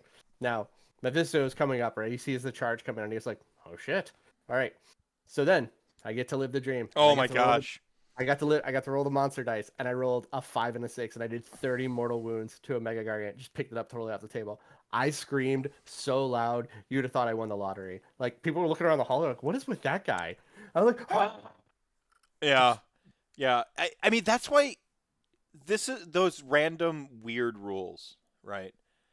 You got to think about them sometimes in terms of a tournament and just in terms of like gameplay fun. This isn't a competitive take, you know. If you're thinking about like sort of judgment, like the classic one of my sort of like classic favorite like pseudo Timmy pieces. It Kragnos is that. Hand of Dust even I think kind of fits in this category. Those like kind of wacky big moments that are like impressive when you just roll sixes, right? Um, just roll sixes. Just succeed on difficult spellcast 3 times and then win at 50-50, for Hand of Dust. Yeah, Um, easy. yeah. Those things like that. If you think about it in terms of a tournament, in a weekend will I see it? If the answer is yes, that's fucking awesome. You know, make them it's sufficiently big, right? Like So there's this move toward homogeneity in 3.0. I don't think we're in the danger zone yet right now. I actually think we're kind of Vince asked me a question the last time he was on Rantcast. He said like, when is the game too bloated? When do we bloat? I think it was actually on the Rantathon he asked me this. Um, During the Rantathon he asked me, when do we blow it up? When do we reset it entirely and go back to the ground? Go back to basics. Basically when's the 4th edition Dungeons and Dragons. 4th edition was a completely different game from 3.0, 3.5, 3.7.5, right? Like, when do we blow it all up? And I don't have a good answer for that. Like, I kind of talk my way through the point. But it's had me very sort of like hyper aware of the sort of design and balance side of the game right now. Like, not in like a army balance. The sort of like digestion of rules balance. Like, how much, where are we at? And for me, the danger zone is homogeneity, I think. Like, it's a dice game, so you're always going to have like a relatively random experience compared to some other stuff. Um, but yeah, I don't know. I don't know if we're there yet, but it's something I've been monitoring. And I Yeah, I worry, mean, like, Kragnos is cool, and destruction, like wacky destruction stuff, provided it doesn't punish you. Like, Kragnos' ability doesn't punish you. Missing the charge feels bad enough already, right? Like, sometimes that's the only punishment you need for these rules. I don't get rules writers doing this thing where they're like, oh, this fun ability needs a trade-off. You chain gunning 8 spells needs a fucking chain off where you can just not suddenly cast all your spells. Trade-off. I don't understand that. Like, usually not doing the thing is already punishment enough because you're trying to play a game. I don't know. I don't know where I was necessarily going with that. Just no, that, but, I like, mean, go ahead. that's fair, right? Like, I 100% agree, which is once again, I say, anyone who watches this VOD, we need to get rid of the miscast. It's dumb. Like, they take the damage, still cast your spells. Get out of here. Yeah, yeah. I don't know. It's fine. I can live with it for an addition. Nothing ever stays the same. Like in AOS and Warhammer, I think people do need some patience with their takes and their thresholds for stuff. Like, obviously, don't tolerate exploitation and shit behavior and stuff like that's not the read. But like, just fucking rules. You can have some patience for just fucking rules. Rules change all the time. I don't know. No, it's just it's something and I ask openly philosophically to everyone in the Warhammer community to be mindful, be thinking of this. Just have it somewhere in there in the back of your mind, be solving this riddle as you're playing games.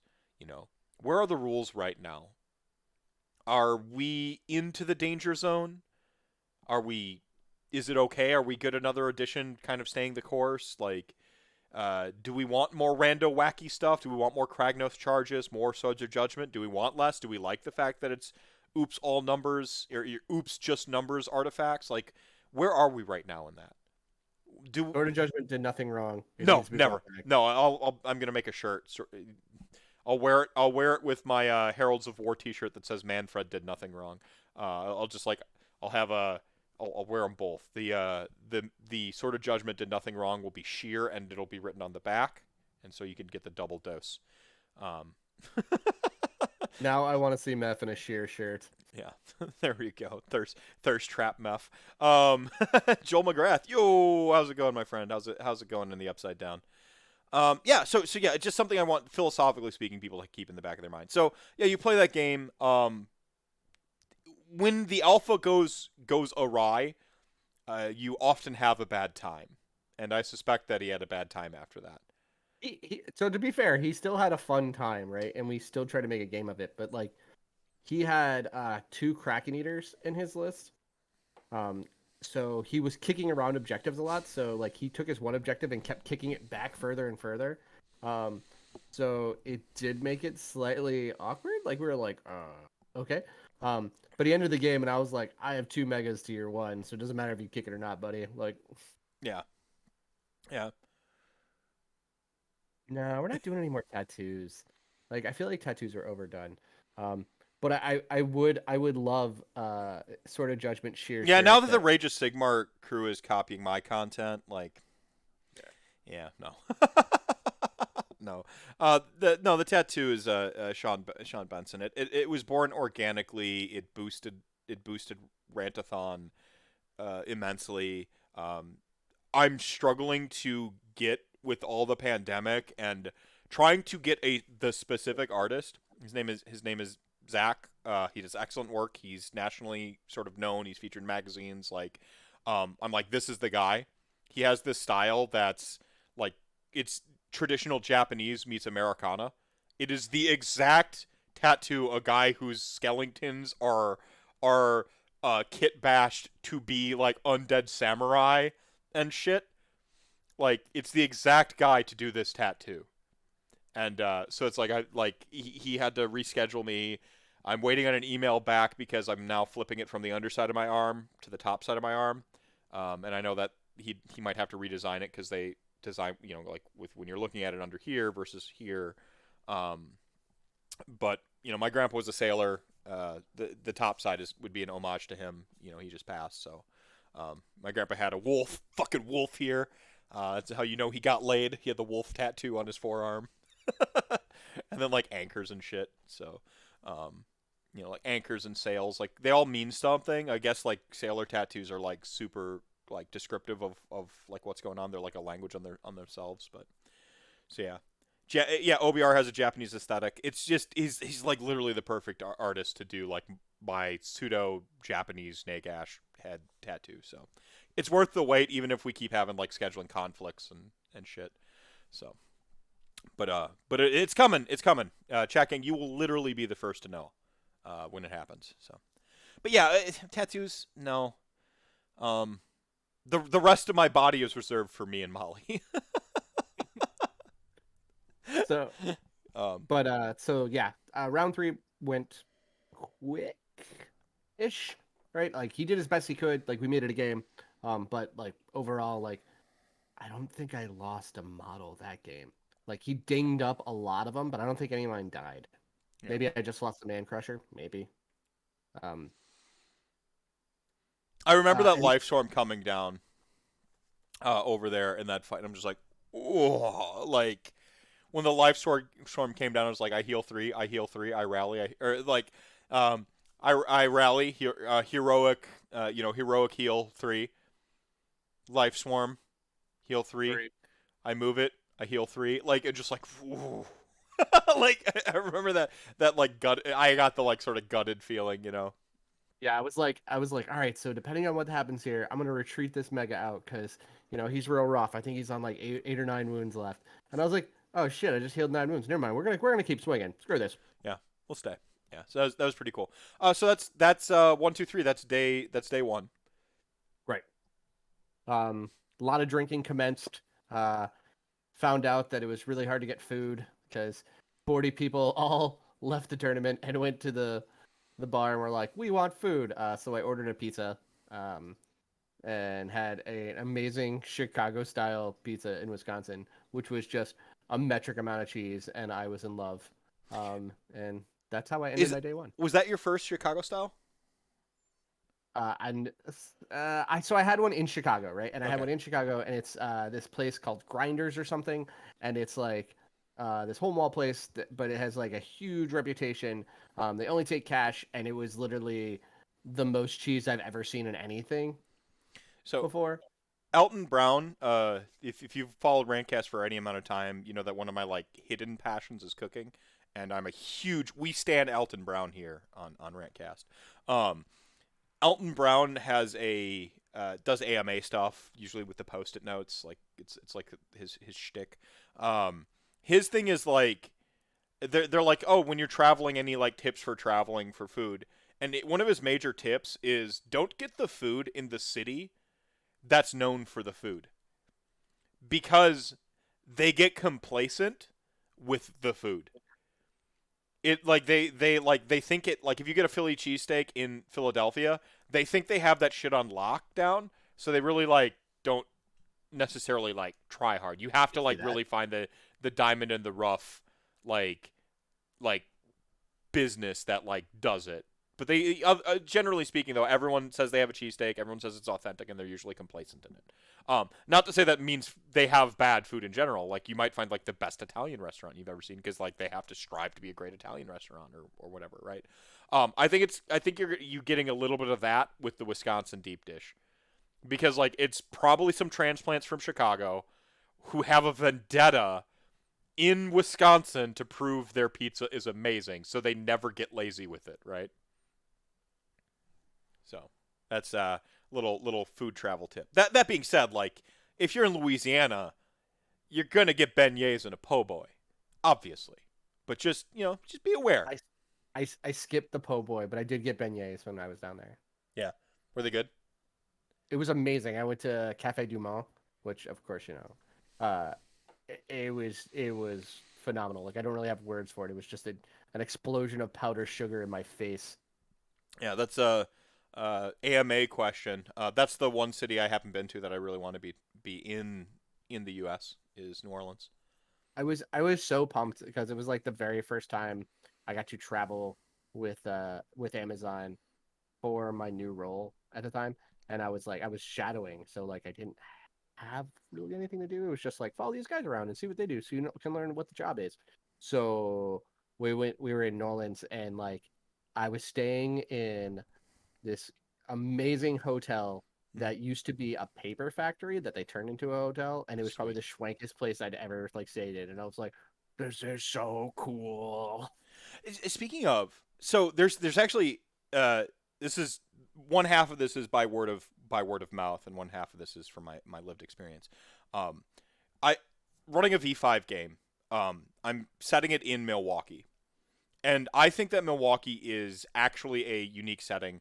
One for the meta plot of Vampire for various reasons. Surrounded by vampires, there's an anti-magic zone. Lake Michigan's right there if you want to throw in some Cthulhian shit, like with deep sea. There's werewolves. Yeah, like there's a bunch of reasons why Milwaukee's a really cool setting. It's all Chicago's like a main hub city for the vampire meta plot. Milwaukee's just close enough to where if I want some meta plot shit to show up, I can, but just far enough to where it can be its own like island unto itself. Blah blah blah. Tons of great reasons for it, meta wise. Literally, in the physical world, Milwaukee is this really unique city where like it's like part of it's like super old and part of it's super new, and you have these places where you're walking down literal cobbled stone and looking at the Cream City brick, which is like the brick that's made the city famous. Like you're looking at the Cream City brick on one side, and then you look over here and it's like super modern condos, like made out of an old toy factory or a brewery.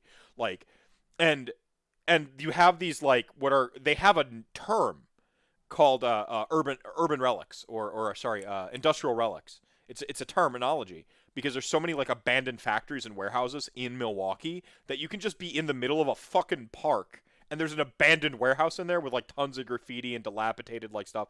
Perfect for a setting. I was talking to my friends about Milwaukee in this game, and they're like, I'm like, what other city is really like Milwaukee in this respect? And they like went through and they're thinking and they're thinking and they're thinking, like New Orleans is like the only other place like this.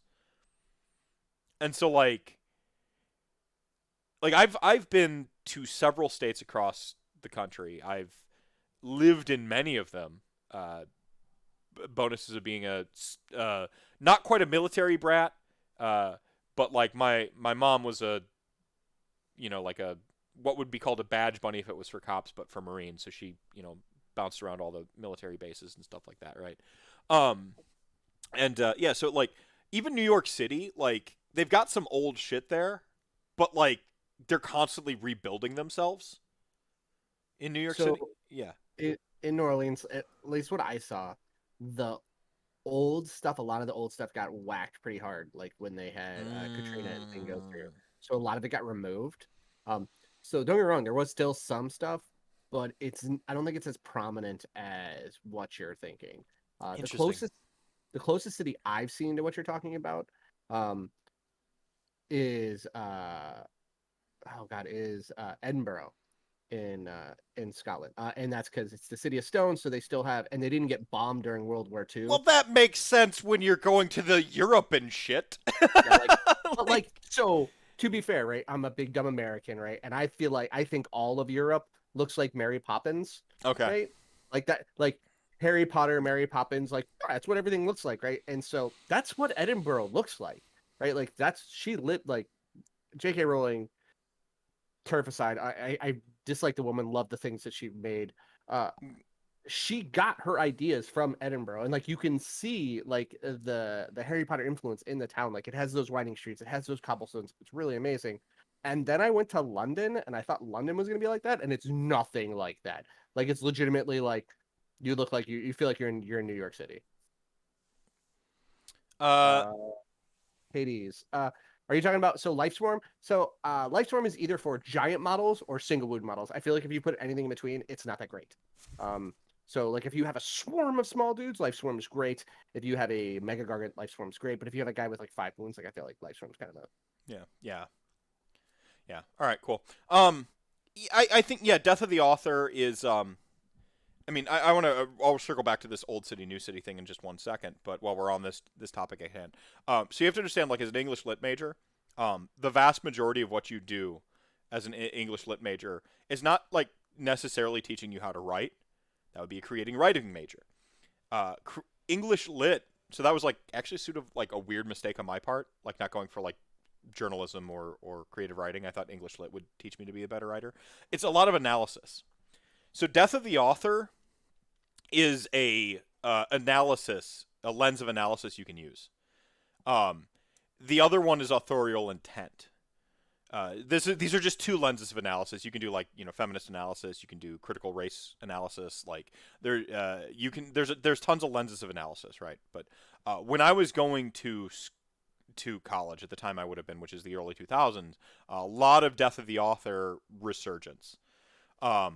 It's weird because that's right before the sort of like digital boom. Now, Death of the Author is, I think, really easy to argue when the authors are literally dead. Now, Death of the Author, to be clear, doesn't mean the author is dead. It means that like you essentially kill the author in your analysis. You take the text as it's as separate from the author. Okay, I think that you can't do that personally, I entirely. But I also don't care about authorial intent, which is to say that like the author's intent of the story is the only intent that matters. I think fiction has a life of its own. I think especially once fiction gets sufficiently large and important and big, it is no longer the sole property of the author. I say this as somebody who has copywritten stories that I have sold for cash fucking money, okay? So when I say that my stories don't belong to me anymore, I want you to understand the full weight of what I am saying as a person with an English lit education and who has stories he has written and sold. When sure. you write something, it is like raising a child. You do everything you can to teach it with your sensibilities. You do everything, you give it the morality that you think you have, you give it the inspiration you have, you teach it all the life lessons you know, you introduce it to your friends, and you keep it protected from the things you want it protected from. But at some point in time, that child and that story grow up and go out into the world. And your opinion matters on your story for a percent. It's in a sense of like it might take 100 of you to equal the same percentage that my opinion on my story counts for. But once it's sufficiently large, this sort of zeitgeist of the thing is more worthy. The story grows up and becomes its own thing at some point in time. I couldn't tell you hard numbers where that happens. Is it 1 million fans? Is it 100 fans? Couldn't tell you. Don't know where that line is. Simply speaking, I think once any fiction gets big enough, it is no longer the sole own. It's no longer owned by the writer. It's no longer the writer's story. Sorry, it can be owned by it. Copyright exists. Okay. The only issue I have with this is what ruins everything, meth, capitalism, right? Well, Um, well, so like, you're right. The story's in the zeitgeist, but if I buy a copy of it, she gets money of it, and I dislike her. well, and where I was going with this whole thing. Okay, the whole reason I mentioned Death of the Author versus authorial intent. Usually, you sort of pick a stance and you argue from that. Or when you're doing an analysis, if I was to do like a big prescriptive write up of like a book, I would be like, if we consider this book from the authorial intent perspective, we have to recognize that, Alexander Dumas was born in this time period, and what was going on in the time period of Alexander Dumas's, this is blah, blah, blah, blah, blah, blah, right? Like Alexander Dumas was of black descent, and this, we can't read Count of Monte Cristo without the alienation he must have felt in his own land and the imperialism that was affecting his native, I think it was Haiti, right? Like he was French and being raised like in France, but French is an imperial state. Blah blah blah blah blah. Sorry, I went too English lit major for you there. I blacked out what happened. Um, Sorry, but Death of the Author would assert something else, right? And I think you argue from both. With J.K. Rowling specifically, she has unprecedented control of her IP for an author in any time period. Like, quite simply put, the amount of kickback she receives for the shit she writes is higher than any author before or since. It's fucking nuts. And so you cannot buy Harry Potter licensed anything without directly giving that woman money. That is what makes it a challenge, even though I do generally believe in a death of the author stance. I think you measure authorial intent and you go, this is worth a percentage, just like my kid growing up analysis, right? Like, or my kid growing up analogy. You measure it and you go, authorial intent matters for this amount. And again, we can draw the lines wherever we want. It's not the most important part, but it is perhaps a majority percentage. It could be like a 15%, and the next highest percent is 10% of all the analyses we do. But it's not the total majority percent. It's not the most. It's not the most worthy part. It just simply isn't. The thing is with capitalism, you can't buy J.K. Rowling stuff without giving money to J.K. Rowling, and thereby giving money to J.K. Rowling, she can then further her reach and platform to espouse her ideas across the world. I don't want to like doomer pill this though. If you like Harry Potter, it is fine. Okay, a lot of people have struggled really hard with J.K. Rowling specifically because unprecedented control, as we've outlined. She's had opportunities to infuse some of her, so she'll actually go on and like make a Twitter post about her authorial intent, wizards shitting and using magic to clean it up and whatever, right? She'll actually say what she intended, and like literally it's meaningless at this point. Like, so like it might strengthen the case for death of the author, quite frankly. That like she's like, oh, I intended the character to be gay, and then like she has an opportunity to have direct hand in the script for the new movies and actually doesn't write in any gay coding whatsoever into the character anyway. So like she had an opportunity. Oh, I always so she wanted like the most like sort of rainbow, what do they call it? Rainbow capitalism, like accolades, fake woke, like she just wanted the praise for like, oh yeah, I've got gay characters in my book without actually doing it. So if you look at the Bushido analysis from Japanese culture, actions and words should be the same. So when you say something, your words are as good as your actions because when you say the thing, you're going to do the thing. She said the thing and she never fucking did it.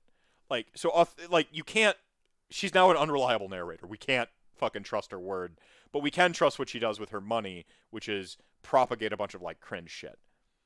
And you give her money when you buy her shit. So, again, I'm going to put that all in the bubble now. So we've now, Mephisto, TM, bubble. So all that's in the bubble. Authorial intent, death of the author, J.K. Rowling's a piece of shit. Pew. The bubble goes up here. We don't care about that anymore. If you like Harry Potter and you have enriched your life reading the story just because it's been fun, it's been entertaining, whatever, you are not directly responsible, even if you do indirectly fund a piece of shit in anything.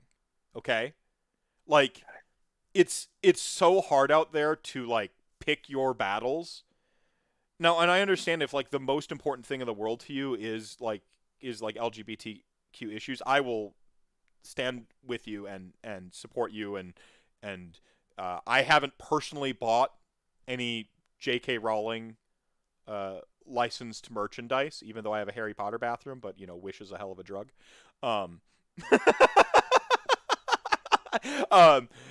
So moral high ground or whatever there, like, but I think Daniel Radcliffe had kind of like the best take on that. Like literally, like Daniel Radcliffe is the anti-Rowling, the anti-Joanne. Daniel Radcliffe has some incredibly compassionate stances on everything. I don't know his like political values or views. I just know he's very compassionate and he speaks with a lot of compassion. And so here's the thing: if we look at like capitalism, which I didn't put in the bubble, um, That'll never be in the bubble. it's hard. Um, so J.K. Rowling's IP had Emma Watson made the careers for Emma Watson, Daniel Radcliffe, has put money in the pockets of several other actors who have all gone out to affect the world in various ways. Daniel Radcliffe doesn't have the platform that Rowling does, but like could, like think about all the other good actors that have come out of Harry Potter too. So even if you're like directly funding one shit heel, you might still be supporting a bunch of other shit heels. This or not shit, non anti shit heels. You might actually be directly funding a bunch of anti shit heels. Like this shit's complicated. It's so hard, and this is where I don't like making moral judgments on the art people consume in general. If death of the author is what helps you buy and enjoy and consume content, cool. Like honestly, sincerely, cool. Life is fucking hard. It is so difficult to make moral stances on just fucking wanting to read a book to get through your shit day. And so I try not to. My problem is with the people and the things and fighting the people and the things. The explicit problems. Trying to figure out like all this like implied shit honestly doesn't feel worth the mental bandwidth for me, from my weird privileged position that like I can have that ignorance, I guess, but like when it gets right down to it, it's about passion and intent, and be passionate about the things you are and have just good intentions, and do good things. I mean, because Bushido, your actions and your words are the same, so do good things with your good intent. And trying to figure out all the residuals, all the good place math. If you've ever seen The Good Place, it's literally the best TV show on moral relativism that exists. It's the best text on moral relativity that exists, period, in any medium. Nietzsche isn't as fucking good at the philosophy this show tackles. Okay, like you don't like we don't know the math behind the cosmic universe that like has figured all the good and bad shit going on with our actions. So the best you can do is just be well intentioned and do good stuff to the best of your knowledge and ability. This ties into Games Workshop right now. Okay, I told that whole story, and I see we went from 20 people at our peak and we're down to like 11 people. So like clearly, me saying J.K. Rowling is a turf piece of shit really alienated some people, and I do apologize for that. But I don't think it was the turf. I think it might have been the heavy lit, that the lit major that you blacked yeah, out for. yeah, everyone like I don't even remember that. What are you talking about? I went too lit. What happened? Did I? Never mind. No. No, good actions and good intent actually lead me back into my game 4 because I got to play one of the people that I was super excited to play. Yeah. Well, good actions and good intent. Let me put a bow on this tangent, and we get to your game 4. With Games Workshop right now, people are like concerned about the future of the game. Because it turns out Games Workshop performs a capitalism, and some people are surprised to find out that they've been a capitalism the whole time. And some people aren't surprised at all, and people feel some kind of way about all of that.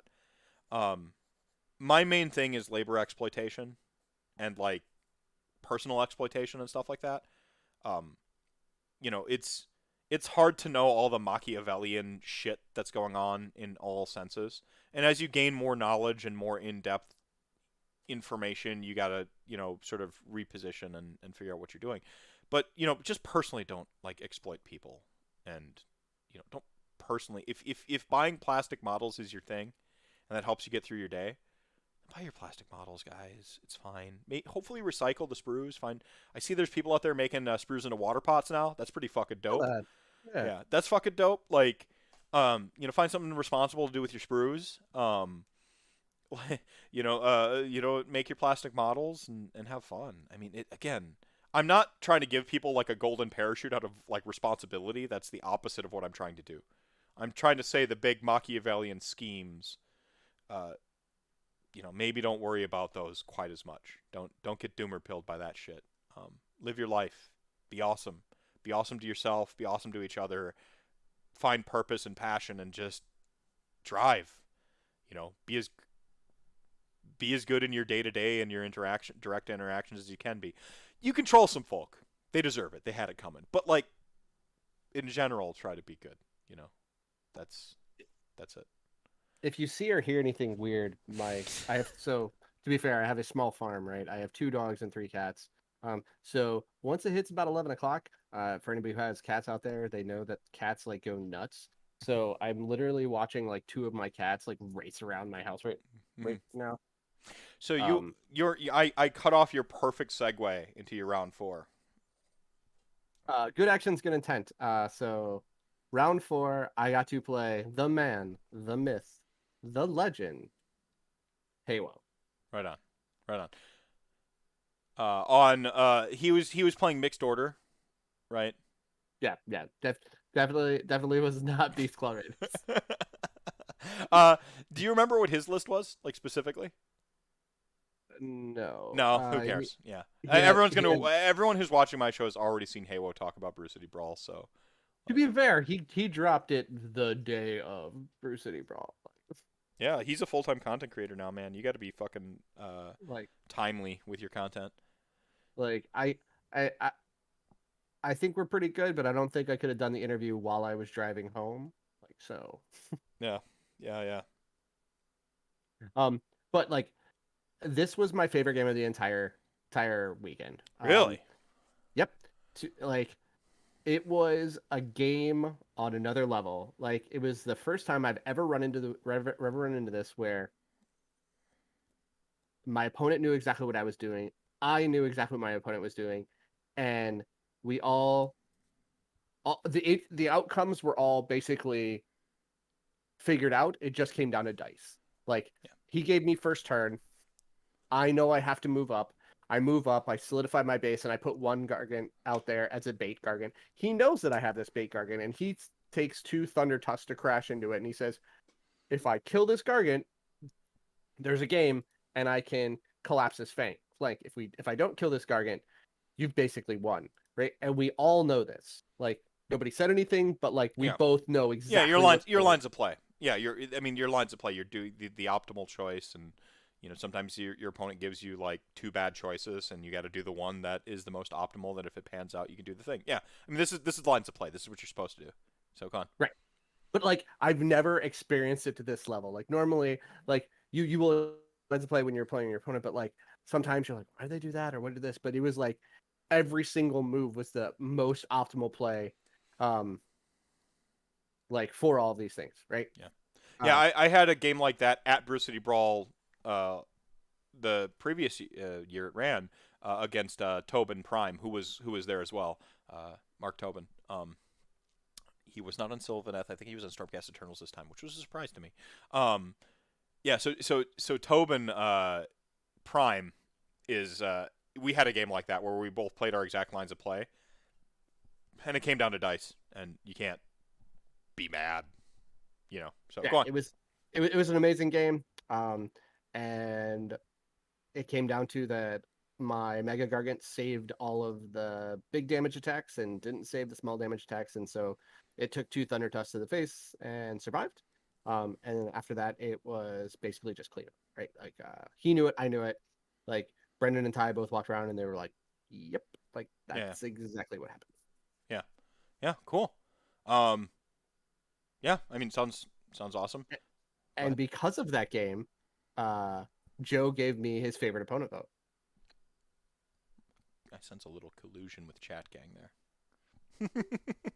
Like I didn't know, right? I didn't even know until like I heard his show when I was driving back and he was like, "Yeah, Dave beat me, so I gave him my favorite opponent vote." And I was like, Yeah. It's I see. I often go the opposite direction with that. See, I like people who I have a fun game with that lose. I often give my opponent because it's harder to be cool when you're losing than it is to be cool when you're winning. Is my mentality. Not that like that's true for all people. Like,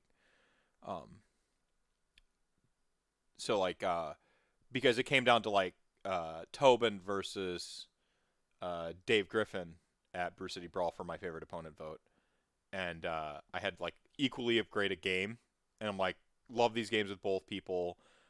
They were excellent games, like the generalship, the tactical play, the like, and I'm like against Griffin, I botched my deployment, a thing that if I do that deployment 100 times, I'll only fuck it up twice. Like that's and I'm like I fucked up my deployment on a deployment I've practiced, and it came down to like just like Hail Mary, like me just pulling it out my ass and like defeating him, and I'm like, it's got to be hard to watch your opponent like fuck up their deployment, be like I got this, and then just like them crush you anyway. I'm like versus like Tobin who beat me, being like it's that was my tiebreaker there. Not criticizing the man. That's giving people insight to my thought process. So, can I ask who got your favorite opponent vote? Was it you said Haywo, right? Yeah. I gave Halo mine as well.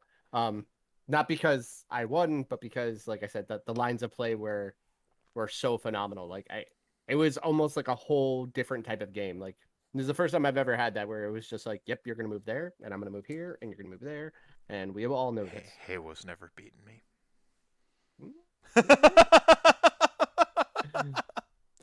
My army exactly counters Beast Claw Raiders just the whole through every edition, with the exception of Ossiarch Bone Reapers. He stands a chance. I actually think it's a 50-50 or even a 55-45. But like he hasn't played my OBR yet, so. And so one of the things that Halo listed when he gave a show is he said, and we talked about it during the game as well, is he's never played Giants before, right? Really? So this was a learning game for him as well. So he was testing out like how much damage it takes. Like we were like, I had like a man crusher that was on that had already taken 4 damage, so he had 8 wounds left, and we're like, does 3 Yetis kill this? Mm-hmm. The answer, folks, is no, because 3 Yetis don't kill anything. Yeah. No, that's fair. That'd be cool too. So how did meeting the man, the myth, the legend in person? Did he live up to the expectations in reality? Yeah, so the funny story about that, right? Halo shows up on Friday, right? So I came on Friday because I knew it was going to be a long drive. Wanted to make sure that I had plenty of time. So I showed up early and I helped set up, which means like 6 of us showed up and like set up all the tables and then sat around for like 2 hours, like waiting for the rest of the stuff to show up. Mm-hmm. So Halo shows up after we've all been sitting, after everything's out, and I'm sitting around, and I think it's me and Kyle. I don't think Christian was there yet. Maybe he was. We're sitting there, and everybody's still messed up and stuff like that. And like, this guy comes in, sits down now. Granted, I've never met Halo before. But this guy comes and sits down, and he goes, "Yo," and I was like, I know that voice, but I didn't want to be like super creepy stalkerish, so I just waited until like he introduced himself. But like, Mm-hmm. But yeah, Did he guy. introduce himself as Joe or Haywo? I have to know. Joe, I think. Okay, all right, that's funny. I'm like, has the full-time content creation gone to his head yet? Is he now like, sup, I'm Haywo, let's plow forward? And like when he like starts the game or something, like let's plow ahead. Like he's got like a Haywo news like cardboard cutout. Like when he wins the double turn, he's like, I've got a button for this, and he pushes the button and then just grabs the cardboard like cutout and puts it up. And he's like, I just won the double turn, breaking news, and he puts it down. Do you remember Fun? Yeah. Remember Fun? Yeah. But yeah, so like 4th round, it went okay. Was done pretty quickly, right? Because it was like round 3, we sat there and just looked at it, and I was like, okay. And he was like, all right, so this is gonna happen, that's gonna happen. I'm gonna kill this, you're gonna kill that, most likely. So we'll do these for the secondaries, and boom, it was done. Like, right on. Yeah, because he's like, I know we can't win this, like unless something drastic happens. So we just walked it out, and then it was like, all right. So had plenty of time. Went and got Culver's for lunch. And Ooh, then was this your first Culver's experience, or have you had Culver's before? Nope. We've got Culver's all down the East Coast now. I even had a Culver's in Florida. Crazy. Okay. Have you had Whataburger? Nope. All right. I gotta get somebody on who's had like both Culver's and Whataburger, but doesn't have like hometown ties or like Homer ties to either like state they're from, and they can tell me like, all right, get to like Maybe do. I had Whataburger when I was in El Paso. I don't know. It was a If you really long can't time. remember it, it's already losing. Yeah, like I'm like, um, but then we get to round five. And round five was like I talked about before. Me and the boy wonder looked at each other and said, "I don't want to play your list." Not that that had anything to do with it. It just worked out that way. So I play Alex G, who is also on Gargants, right? And it is the new Knife to the Heart. I can't remember what it's called. But it is where there's the 4 objectives, and you have to control all the objectives to win. And it's basically you can get minor wins by doing your secondaries. Mm-hmm. And so we speed through the first 3 rounds of this game. Like the first 3 rounds take us, I think, 20 minutes, A if lot of that. a lot of posturing, like just Yep. Because neither of us wanted to scoot forward. Um, round round 2, he takes his tactic that he's going to try to kill Kragnos. Right, because I'm slowly, I kick my objective forward a little bit and then scoot a little bit, and I kick my objective forward a little bit and I scoot a little bit. yeah. Right, I'm just like boop, boop, boop, boop, like trying to close the distance but still being in my power base. Um, and then he's like, "I'm gonna kill Kragnos," and I was like, "Best day ever." And he's like, "Huh, good play," and like then doesn't do anything to attack Kragnos, and I was like, "Okay." So in my head, I'm like, "All right, so I just have to get all my secondaries, and I have this game in the bag." Right? Like I just don't drop a secondary and I'm good. So it comes down to turn 4 and we scooted up. He on so he takes I win the priority on round 3, right? So I take second so I can burn one of his objectives. I burn one of his objectives so I control 2, he controls 1, which is Huge great change to AOS, by the way. yeah, and that's the play, especially in that mission, right? Like you want to burn their objective because you need to be able to do this, right? Otherwise, like you have to spread your forces super thin, right? Mm-hmm. So now I've consolidated all my forces over here. I have 2 megas here. I got like basically everyone is consolidated in one small group, right? Because I've kicked my objective that starts off. Your objectives are like split into 4 quarters, and I've kicked my one all the way over to like the center because I got an 11 on my first roll to kick it. It was like, whoop. Yeah. So I kicked it all the way over. So I've got everything in here. So top of 3, he takes it and backs his whole army up, like he backboard edged his army, right? And I'm like, okay. And he told me later that his thought was that I would have to walk in and I wouldn't be able to charge him, and then he would counterpunch me. And I was like, okay. So turn 3, I moved some more of my guys and I moved everything a little bit closer, but still on my objectives and did my battle tactic, got it. So I win the priority going into turn 4. Okay. Or wait, maybe he had priority turn 4. Either way, gets to my turn on turn 4. And I'm literally just looking for a battle tactic to win, right? Like I'm not even concerned about the game state. I'm just like, because he hasn't attacked anything, right? He's thrown some rocks, like that's it. And I'm like, rocks, whatever. Mm-hmm. I got the Emerald Life Swarm out again. It heals up rock damage. And I'm like, man, whatever. Mm-hmm. Um, so I'm Did like, he have okay, Emerald Rock Swarm? no, Sorry, Emerald Rock Swarm. That would be a way sweeter spell, but yeah, Emerald Life Swarm. I was calling mine the Crimson Blood Swarm because I did mine all bloody. I was like, much better. I don't know what your Metal, green, yeah. yeah, your green buggies do, but mine are made out of blood. Yeah, metal. This is hate to be a contradictory here, but that is in fact pretty metal. So Nathan Explosion voice, everyone, you're welcome. So I get up to round 4, and I'm like, okay, well, I'm gonna 6 the run on this mega because I'm just gonna take the objective from you. I'm gonna 6 the run on this mega. I'm going to roll the run on this mega. And this was kind of the feel bad moment, right? So Alex didn't realize that they had changed Longshanks. So in case you guys didn't know, Longshanks no longer has the height requirement over it, right? So you can move over models, you can move over terrain. You just can't charge over things, right? Which is fine. When you're It's fine. charging, yeah, it's fine. It's fine. But You got a position to get past chaff, or you got to hit shaft honest. Honestly, yeah, it's fucking fine.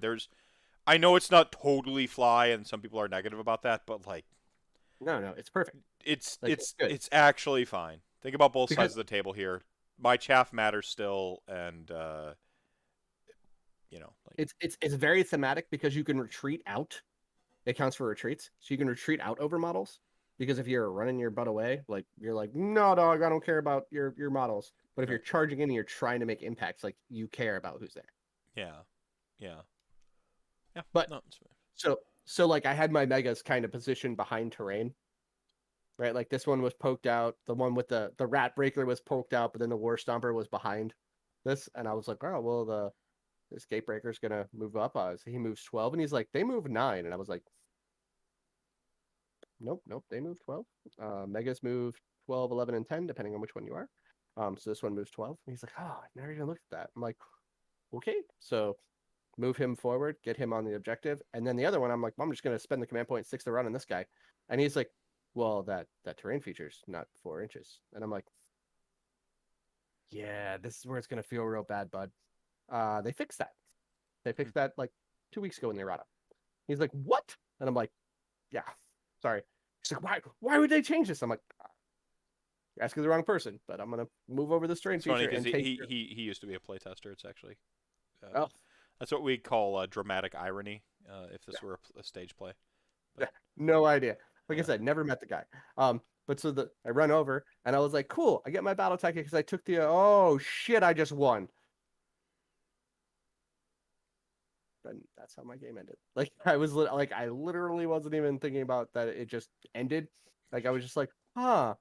Oh, I just wanted the battle tactic from taking this, but I guess I'll take the win. So I won my round 5 with 0 models killed, 0 models lost. Didn't even barely barely any damage like done. Like yeah, like it was 25 minutes probably. it's the kind of game that that Vince would probably hate, but I think is actually kind of cool personally. Like I like the gamey posturing, and then you try to go for the throat. Oh shit! I just won. How do you? Oh shit! I just won. I mean, Mega Just like Gargants. that. I mean, that's really if I were to describe Sons of Behemat in one sentence, it would be oh shit! I just won. Uh, So he had Kragnos and 3 megas on his objective. So that was 40. No, he had 4 megas or 4 babies in Kragnos, but he was in Stumper Tribe. So that was 45 models. My 2 megas run onto there, and it was 60. Right. He tried to redeploy on, to get another mega on there, and he rolled a 1 for his redeploy. mhm. With the base size though, can't you crowd you out? Like, If he would have been at the front of it, but he was at the back of it because he moved his entire army back. I think that was a misplay. I think so too, Yeah. right? But in his head, he was thinking that errata wasn't there, and I couldn't get over that. So he's like, he can only get 1 mega in. What does it matter? Hmm. Maybe. Yeah. Yeah, all right. Nice recap. How do you find playing Gargants in an event? And would you keep running them at future events? So I personally So Joel love, McGrath, one of the best players in Australia from Measured Gaming, showing up. yeah. By the So way, first, I heard what you said about me on your segment of Rantathon, and yeah, actually, like, it was a joke. You didn't really say anything bad about me. It was a good segment of you guys in Halo. Sorry. Yeah. So to the question. so personally, I adore running my Mega Gargants, right? I've spent a lot of work theming them. I really like playing them. Like we talked a little bit I earlier on this, love that 3D printed model. I like it better than the original sculpt. right? It's so much bigger. He's It's chonky. He a thick boy. I like it. yeah, and I really like the fact that that's my rat one because like I feel like it kind of adds to it. You're like, oh shit, he's bloated with fucking rats. Oh my god, Yeah. right? um, Yeah, it's gnarly. It's sweet. Gnarly uh, gnarly can mean either gnarly bad or gnarly good. It's all in the tone and inflection. And in this one, it was gnarly good. That's gnarly. Yeah, go on. so we talked a little bit about it earlier in the beginning of the show, but mental bandwidth is real low on it. For the most part, like you still have to be a good pilot, right? You can't just be like, "Nah, just move stuff forward, right? Because like if you're not positioning well and you're not like hugging terrain and you're not like you just walk out in the middle of the board and you're like, please swamp my guy, like your guys are gonna die, like This is so go finish your point, and then I just want to like add on to the mental bandwidth take. Go on. so like it does matter, right? Like I don't want I hate when people are like, oh, it's an easy play or something like that. Like it's not an easy play. Like I have very little models and I have to kind of maximize what I do. Like every swing matters, right? I don't have as many golden parachutes. Like don't get me wrong, like yes, I just have to toe in to an objective to take it, but like you can crowd out the objectives People know and what your game plan is. Like, it's a known commodity. People at this point shouldn't be surprised that you're going to try to do that. right. At some point we need to let the water level rise in our game and recognize like certain things that like are just being complained about. It's like, yep, okay, but like also maybe try to build your list or play in a way to deal with it. And I know that I keep getting shit for telling people to get good as like my like judgment, but it's a little bit better than just roll sixes, okay? But on some of the shit, it really is just like, be better. You all have been complaining about the same thing for like a while now, and it's not like you can't do something to stop it. We keep talking about speed bumps and 4-inching people, where you just lay little like rows.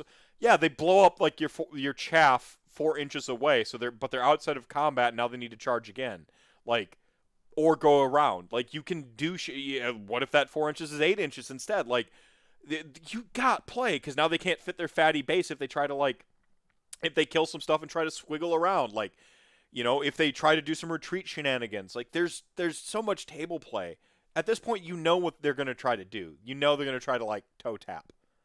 So like, sorry, go on. Sorry, my cat was yelling, and I thought it was my daughter at first. Didn't hear it, but yeah, go on. And would I play them in future events? Yes. I'm super hesitant with the Cruel Boys coming in, right? As those, you should be. I yeah, hope your those are exact emotion right there is the emotion every Sons of Behemat player feels right now. like, oh, those are gonna hurt, right? So for instance, I do have a GT coming up here next month in October. It's Michigan GT. I'll be down there, and right now I'm coin flipping if I'm going Cobra to Kai bring. still running that? Yeah, yep. Sweet. Cool. So for those who didn't know, before I moved, like that was the dojo I was playing out of, right? So I was hanging out with the Cobra Kai guys like every week. Apparently, they chiseled you well. They were a proper whetstone. Because you came. Yeah. Like it's funny because like the very first tangent upon tangent, but I only played like I played one dayer in Grand Rapids when I was down there, and like I brought me my Gardens. It was 2.0, and like I took first place. It was just a 3 games, and like people were like, "Oh my god, you're so good at this," and I'm like, "Oh my god, I am not even the best guy in my dojo. Like Yeah. I am normally getting my butt kicked like every night." Yeah. Yeah. I love that you call it your dojo. By the way, I think we need to. I think we need to get that trending. I know that they are the dojo because they're Cobra Kai, but like we need to, instead of club, it's the dojo. Like, Yeah. lab or dojo. These are the only two acceptable terms. Like, you're going back to the lab, or you're going back to the dojo. So will I run it in future events? I'm kind of constrained on armies that I have that I could run at the events right now because I moved. Um, so like I have this or my FEC. And I'm actually in a couple of nights going to be using the coaching session that I won on Rantathon with Rocco your boy, and we're going to run through a couple of FEC builds on Tabletop Simulator to see if there's any teeth there. Otherwise, I'll probably be taking my Gargants. That's fantastic. Before we get to the next question here, I just wanted to like talk about the mental bandwidth take for a second. I don't want people to correlate or associate mental bandwidth with a like binary good bad take. This is the opposite of what I think people should be associating. Like, low mental bandwidth doesn't mean low skill either. Like, that should never, this is not a synonym for like even a low skill floor, right? This army is a low skill floor. Like, mental bandwidth is a separate sort of like axiom from the skill floor or skill ceiling of an army. It might associate, but it's not the same. Okay, these are not synonyms. If you play any army sufficiently, you can take certain armies that might be middle or even high bandwidth down to low bandwidth mental armies, or low mental bandwidth armies. Okay, like if you play a ton of, like, LON, for instance, people thought of as like a high mental bandwidth army. you get in enough reps, your gravesite placement becomes pretty much like automatic. Your deployments become pretty much automatic. Like where you like there are things that like you can get that stuff in line. Like you might have some like extra decisions to make down the line, but if you already are considering your lines of play and you've been practicing this stuff, mental bandwidth again, this is I really want people to not use this as a synonym for like skill floor and skill ceiling. Um, and I certainly don't want it to become a synonym for like high skill or low skill army or easy army to play. I do think it's an easy army to learn, Sure. but again, that is different from the ceiling. That is different from the bandwidth. Okay, like, um, I just needed to get that out of the way before we moved on, because this is just, if I were to like do the pros and cons of armies, I would list low bandwidth as a pro for the army, but I could also find a way to list like high mental bandwidth as a pro for an army if what you're looking for is an army that makes you like constantly engage with how you play it. Like Yeah. how you're thinking about playing it. Like if you're really just you really do want to think about every decision, like isn't that you'd want that higher mental bandwidth army? I think in a tournament sense, your overall you need to give yourself a break and have some self compassion and not think that hard every freaking game. But again, you can compensate for the mental bandwidth aspect of an army. Just grind, bro. Just play more games. Get those reps. Practice with purpose to try to bring that army down in the amount of mental bandwidth it uses. All right, boom. One thing I do want to touch on. I just want people to remember this. When you're dealing with ward saves, like a 5-up ward save is not a 30% gain on wounds. It is a 50% gain on wounds, right? You basically double the wounds of the character that has it, right? You can go check your math, you can go through it. But so if a Mega Gargant has a 5-up ward save, you are not looking to put 35 wounds into it, you're looking to put 70 wounds into it. If you use that, you will no longer feel bad, right? Oh, I Like like. I feel like that's one of the biggest NPEs that people have. It's the same thing that happens with Gotrek, right? Gotrek doesn't have 8 wounds. Gotrek has 24 wounds.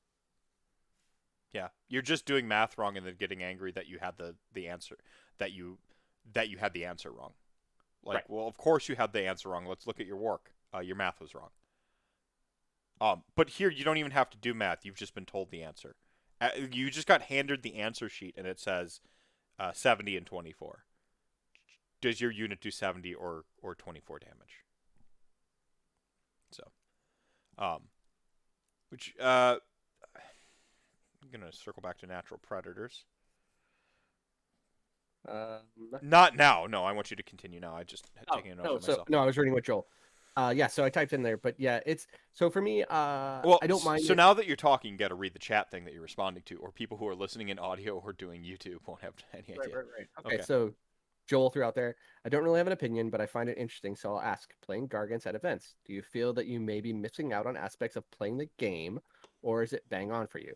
So personally, it's bang on for me, right? Like, now I can only speak from like anecdotal evidence, right? So anecdotally, the guys I was playing with, the Cobra Kai dojo, like there was a lot of spell doms, right? So if you were not playing someone with high casting bonuses, you weren't casting spells, right? Like they were shutting you down. Like I played LRL a lot. I didn't play Nagash, but I did play a lot of Techless, right? And then I did play a lot of people who just had like just natural higher casting bonuses, right? Like +2s, right? So I don't miss that about being like, oh, my plan hinges on me getting off this spell, and then you're like, well, shit, right? So it's kind of nice like removing that, and now I'm focusing more on let me make sure I'm making my charges because if I make my charges, I'm getting my impact hits, I'm getting mortal wounds through, right? Like trying to make sure that I'm setting things up into the right area. Trying to make sure that it's more becomes focusing on movement phase for me, right? Trying to make sure that you're placed in the right spot, right? Like a big one that I had to learn, and I actually took this away when I was playing, Flesh Eater Courts, was just making sure that you're not getting your monsters swamped, right? So like, how can I block off huge portions of my base that you can't get to, so you can only attack this much space, right? And that skill like is triple fold when you're playing with Mega Gargants, and it's all just giant bases, right? You have no screens, like it's just giants. Right. No screen. Oops, just giant and just giants. I mean, the movement phase is the most important phase of the game. Once you begin to sort of break it down and get the other stuff out the way, and to be able to kind of like shortcut to learning that valuable lesson, I think is worthy. Again, this is don't bring this into like the judgment of like armies and stuff, folks. That's not what I'm teaching you here. All armies are awesome, and you should feel good about them. But but learning to prioritize movement. You know, when people look at the math and the damage stuff does, and they get distracted by like the math hammer and the theory crafting online, and this is where I talk about like playing the game of Age of Sigmar. You need that practical experience because you just have to like put it together. Well, but what does that mean on the table? If you can't get your infinity damage to where it needs to go, it does 0 damage. Right? That's the importance of movement. Thanks for the answers, mate, and congratulations on your result. Yeah. 5-0 with Mega Gargants, and you had to like raffle stomp. Or, it wasn't raffle stomp, but you had to like stomp over 3 Mega Gargants in route. Also, I won this the most Midwest way possible. We had 2 ties for 5-0. So it was me and Isaiah the Boy Wonder, right? And I won it on favorite opponent votes. Like Nice. that's what it came down to. This is the chat gang way. Being excellent to each other. Um, drinking one's milk, paying one's taxes, and being excellent to each other. These are the tenets of chat gang. Tyrant Mania shown up with the Twitch Prime sub for 5 years of support. The Prime sub cannot be removed after turn 3, and then he's got the flats in there. Nice. So we got the flats gang, which is when Chat Gang and the Big Flats cross pollinate.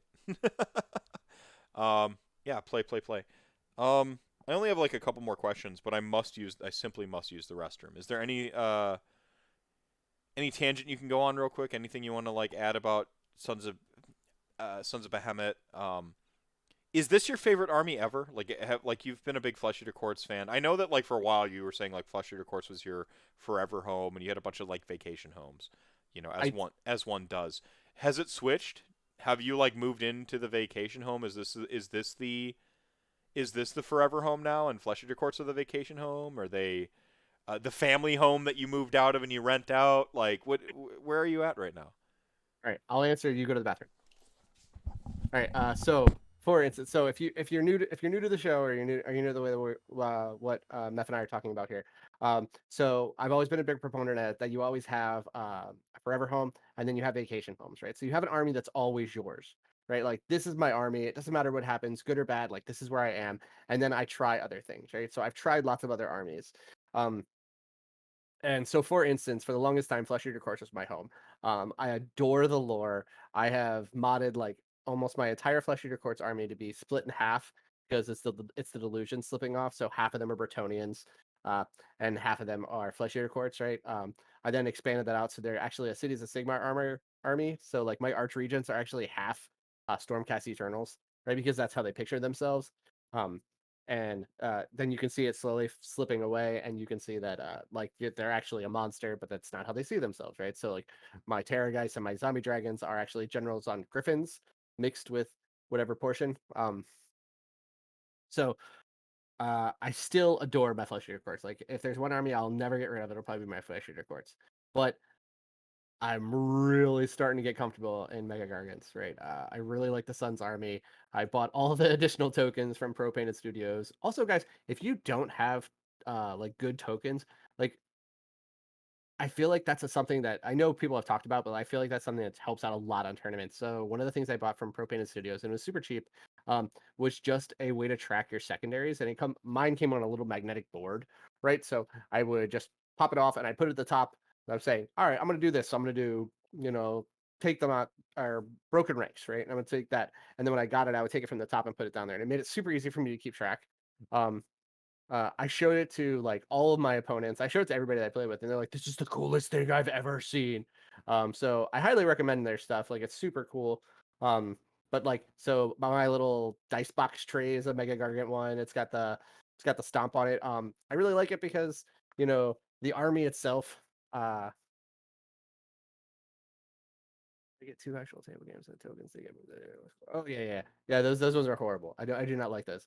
Um, I came from Privateer Press games, so War Machine and Hordes, where you needed a bajillion tokens. So I have lots of little tokens that you can write on. But I've been slowly transitioning over to appropriated studio tokens, so I just have them and they're already printed out, which helps a lot.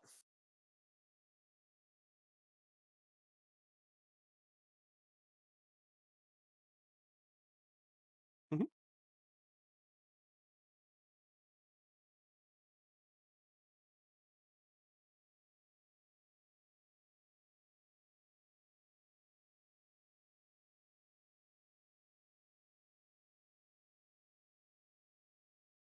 Easier. Oh yeah. The big mistake I see people make with man, I was so good tonight Hey, about they're taking the saying mute off. you're You know, muted. I know the Oh, never mind. 27-second delay. It's gonna. Oh. We're good, everybody. No. I could hear you, Yeah, so I know you it's could. like, One of the big things about like gamer aids is you want them to work for you. And one of the big things, especially with tokens or like spell cards or whatever it is, take only the ones your army is specifically needs that weekend. If one of the big mistakes I see people make is like they buy the whole army set of like tokens or whatever it is, and they bring them all, and you're like, you don't actually cast that spell or that spell, so why is it in your token box? Just have the ones that you use. Organize them to where you can like instead of grabbing like a fistful of all the tokens, you're like, oh yeah, this is where like my mystic shield token is, and like you can grab it and get it, right? Like so gamer aids should work for you, okay? They're to assist you. Make sure that they assist you. Don't have the extra shit get in your way, okay? So that's one of my big things, and like what you were illustrating with like the magnet, that was making sure that it was like assisting you instead of just having like a pile of magnets. And it's not just about having the cool little trinket, it's about using it correctly and making sure that you have the right sort of system for using your trinkets. um, um, and so now you can catch my answer. I have not moved out of Flesh Eater Courts, but I'm definitely getting very comfy in Mega Gargants, right? oh, see, Like, I cheat when I walk away. I listen to my own yeah. stream on my phone. um, no, I'm sorry, I'm actually just psychic. I know what, like, I'm like tapped in. I know, yeah. One of my phylacteries is my computer. Mind um, melter. Bound in Hell Riffs reference. We got one tonight, everybody. If you're playing the RantCast drinking game, which totally doesn't exist and you should never do it, Riffs references totally on the drinking game. Man. If you are playing that, you should go back and watch the veteran episode for Rantathon, and then I pity you. Dude, Dave blew my mind. Dave Nordstrom, he was one of the pilots for the what's it called, the Ringer. Mhm. And Brass Stampede plus Archeon. What a 3,000 point army, man. That's so fun. Um, I'm gonna spoil something for next year's BCB after I finish this story. He has just he's another one of those just absolute like stunningly great people in the community. If you play against him, you're gonna have a great game. He's he's he's just cool, but he's a veteran. He was going to be on the veterans block, and the veterans block was like lesser for not having him on there. But like he's told me at the tournament, he's like next year, I'm gonna make sure to like check when Rantcast is and make sure that I'm like off that weekend rather than like be off and hope, or rather than like get my schedule and hope I'm off. And I'm like, good plan. But the veteran block, I really liked. A dirty leftist who also is like super pro veteran. What the fuck is this? Um, I know I blow people's minds every time. So the ringer at Brew City Brawl, which was hilarious because there was no Skaven, there was no Lumineth, and there was no Archeons in all of these lists. 3,000 point games and no Archeons. So we brought this up on Friday, and Brendan and David crafted a few extra lists. So they made one with Archeon, and when you got the ringer, you got to choose what you wanted to play. Okay. So be like, do you want to play Stormcast? Do you want to play Archeon? Do you want to play this? And everyone picked Archeon. Everyone, I which think is like, I think that says something about the mentality people were bringing to Brew City Brawl. I so Brendan, if you ask Brendan, who runs Brew City Brawl, and most Brew City Brawl like attendees, they will probably tell you like NashCon is their favorite event, and they're not wrong. It's their subjective opinion. Like, Brew, NashCon is excellent. David Griffin runs a excellent tournament. The two list format is where it's at. Hopefully, they're Oh, bringing back schemes next year. I know that they were too close to 3.0, and having like random schemes might have been like too difficult to pull off in the time frame. So maybe schemes come back. Um, like excellent event. It's freaking Nashville. It's freaking Smashville. So you're gonna like have some decent food, like good venue, excellent. I Some of my fondest memories so far from like all my tournament experience come from like staying up and just shooting the shit with the Basement of Death all night, meeting Tyler Emerson, like uh, not really interacting with Vince, oddly enough. Like, oh well. I think I went out to like I oh no, Vince told me. He looked over across the table and he said, "Mephisto, and I love you, but you are the loudest human I have ever met." And it hurt me because it felt like Dad yelled at me. But later on, he explained he meant it affectionately. He's like, "Your default setting is a tone that is meant to talk to a whole room," and I'm like, "Yeah." I'm in broadcast. What can I say? No. Yeah. So the point is, like, NashCon, one of our great events. Maybe it's my homerism talking. Brew City Brawl is my favorite. Um, it's no, it's certainly because I'm a homer. I love the city of Milwaukee. It's where I like found my heart. Um, as a person who just like grew up kind of like everywhere as a pseudo orphan and bounced around and yada yada yada. It wasn't until like I was in Milwaukee that I felt home. And every time I go back to that city, I just like I breathe easier. Um, and every time I've been in the room at Brew City Brawl, it's like it can be like total strangers, but it's like this is the type of gaming I love. Like where it's just like it's just that combination of chill atmosphere and like fucking gamers gaming. Like there's nothing quite like it. It reminds me of when I was in college and I used to help run the little Animu convention at UW Eau Claire, No Brand Con, and just like there's that moment where there aren't really any con attendees and it's just everyone who's running it and you're all like hanging out and just like having a good time. That's how Brew City Brawl gives me that like same feeling. I And can see that. and so I've got a question about like for you regarding we can start closing out here shortly. I've got a couple questions left, but the first one is like some inside baseball. So you know that like choosing your own like ringer list. Uh, Brendan will talk about this on Cubic Shenanigans, but he's going to do his Cubic Shenanigans episode and talk about it before he listens to my episode, so it's not like I'm spoiling it for him. Or he'll find out retroactively. It's fine. They were talking about like how to handle the ringer, and one thing they ended up like sort of talking about was like doing a Grand Alliance list. Like so, there's like a one for each Grand Alliance, but then there's a secret card, and the secret card you don't know what it is, but Brendan will play it, and it's something he thinks could win the tournament. So you'd have 5 selections, and he would step in as ringer. And they were just like kind of bullshitting it and thinking about it, and I'm like, no, you do that. So you pick order, destruction, death, or whatever, or secret. And I'm like, you, dude, you got to do that, and you have to have a trophy next year called the Master of Secrets. So like the only way you can win is if you beat the secret list and then like the person with the best record who beat the secrets list, right? So I heard the beginning of this coming out at Brew City like this year or this past year. Because when they were talking about this, they were like, you know what we should do is we should have a list for each one of like the ringer shouldn't just be David, it should be any of us, Yes. right? He's like, so you could get any of the judges and it would be based on like factions. And they were like, oh, that's a cool idea. But they're like, yeah, but we can't do that this year. but like that'd be a cool idea. So I love the fact that he's going with this and bringing it out. I don't know if he's going with it because he was telling me probably the same story y'all heard, and I'm just going to like use my possible alleged IRL lich powers to try to like goad him and push him into doing that. So like if you're getting like the chaos list, it's it might be Dave running and like might be Corn or what, who knows what the chaos is going to look like in a year, right?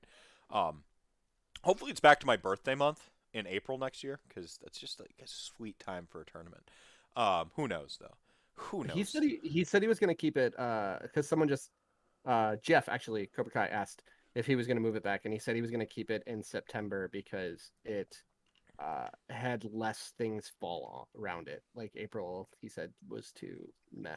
Well, the GHB is it's on the tail end of an edition or of a year, and the GHB is about to come out, and there's a bunch of like rules in Tumult from like underwhelming winter FAQ, like like every year it's just um I liked it because it felt like the Pro Bowl, like where you have like the Super Bowl, which is Adepticon, and then like you have like kind of like the Pro Bowl where it's like yeah, we know the Super Bowl already happened, and I know technically the Pro Bowl comes before the Super Bowl, but everyone's like focused on the Super Bowl, and then like yeah, the Pro Bowl is just an opportunity to like fuck around and have fun with like literally like the elite.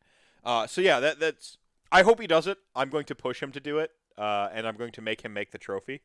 Uh, yeah, yeah. So the question is did you actually get to see? We talked about like Milwaukee, Old City versus New City, yada yada. Did you actually get an opportunity to? No, not really. No. I only went to fast food that was around me, right? Because like no one wanted to like go anywhere, Yeah, right? Like well, they pandemic. didn't, and because of being a pandemic, like nobody even really wanted to go out to eat. Yeah. Really, like the furthest we went is me and Christian and I think his name is James. We went out for lunch on day one, and we went to some Euro place, which was like a couple streets down. Like that was it. Like nobody went anywhere. Everybody just kind of hung out in the hotel, which was fine. Like I'm like, all right, cool. I can drink in this hotel just as much as I can drink anywhere else. But yeah, no, I really didn't get to see much of the city. And then, like, I took And you're not so even really in the city because you're by the airport, which is airports are made yeah. specifically to be kind of remote and removed, right? Except for LaGuardia in fucking So, New York. so I took Thursday and Friday off because Thursday was my birthday and Friday because I was traveling, but I didn't take Monday off. So like I didn't have the time on Sunday to like hang out. So as soon as like the charity raffle was done on Sunday, I was like, "Ba-doo, I gotta drive 6 hours. Bye." Did you win anything in the charity raffle? I did. I won a KO model. The s- the whatchamacallit, the Bugman door. or whatever? Yeah. Yeah, the Bugman. I really wanted the Maw Crusher. I got Ty to go back. I know Ty will go back and listen to this. I had Ty go back to his house and put the Maw Crusher in because I was like, yes, I will paint a cabbage dragon, 100%. What do you mean he put the Maw Crusher? Oh, like he was going to put a Maw Crusher and he forgot it? Yeah, like he was like, oh, well, I could, and I was like, if you put a Maw Crusher in, I'll buy 5 more tickets. So technically you have a Maw Crusher. No, I mean I didn't win it, but Oh, okay, that's what I'm okay. saying. Like I didn't win that. Like because the way it works, guys. So there was one of the better things about Brew City Brawl is right. It's a charity event for suicide prevention. So okay, you're from Florida. All of our events here in the Midwest have a charity raffle. But yeah, continue what you were saying. This is for mental health, Milwaukee, prevent suicide. Yeah, go on. So like the way they worked is there was all these prizes donated, and then you bought raffle tickets, and at the end they called out raffle tickets, and the grand prize won a whole table worth of terrain. And by a table, I mean like 2 tables worth of terrain because at the event we had it for 2 tables. Um, so it was a metric ton of terrain, and uh, all the other ones your ticket got called, and you got to come up and pick something. So the earlier your ticket got called, the better off you could go get stuff. My ticket was like third to the last one. So like I had like this or some 40K. Oh, boo. Who's this person? Where's my band hammer? Oh, you beat me to it. Gunslinger. Um, yeah. The charity raffle is like Midwest is. So we're called the Midwest Fortress. Um, it's like it's a thing.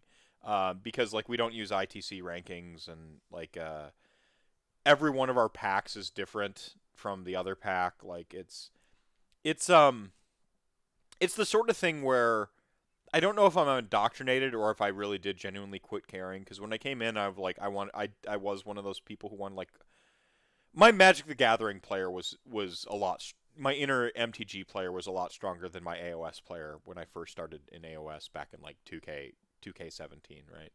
Um, but like I actually think there's like something that the Midwest does with like the charity raffles, the bar, the like recognizing it's a social game and keeping it a social game, but then also like the community building and community outreach.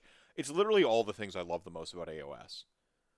You're talking about like community, direct action, like grassroots, socializing. Like it's the dad game, right? But um, like I don't know. There's just something about it. Like it makes it an event worth going to when and Brendan ended up raising over $2,000 for was it prevent suicide?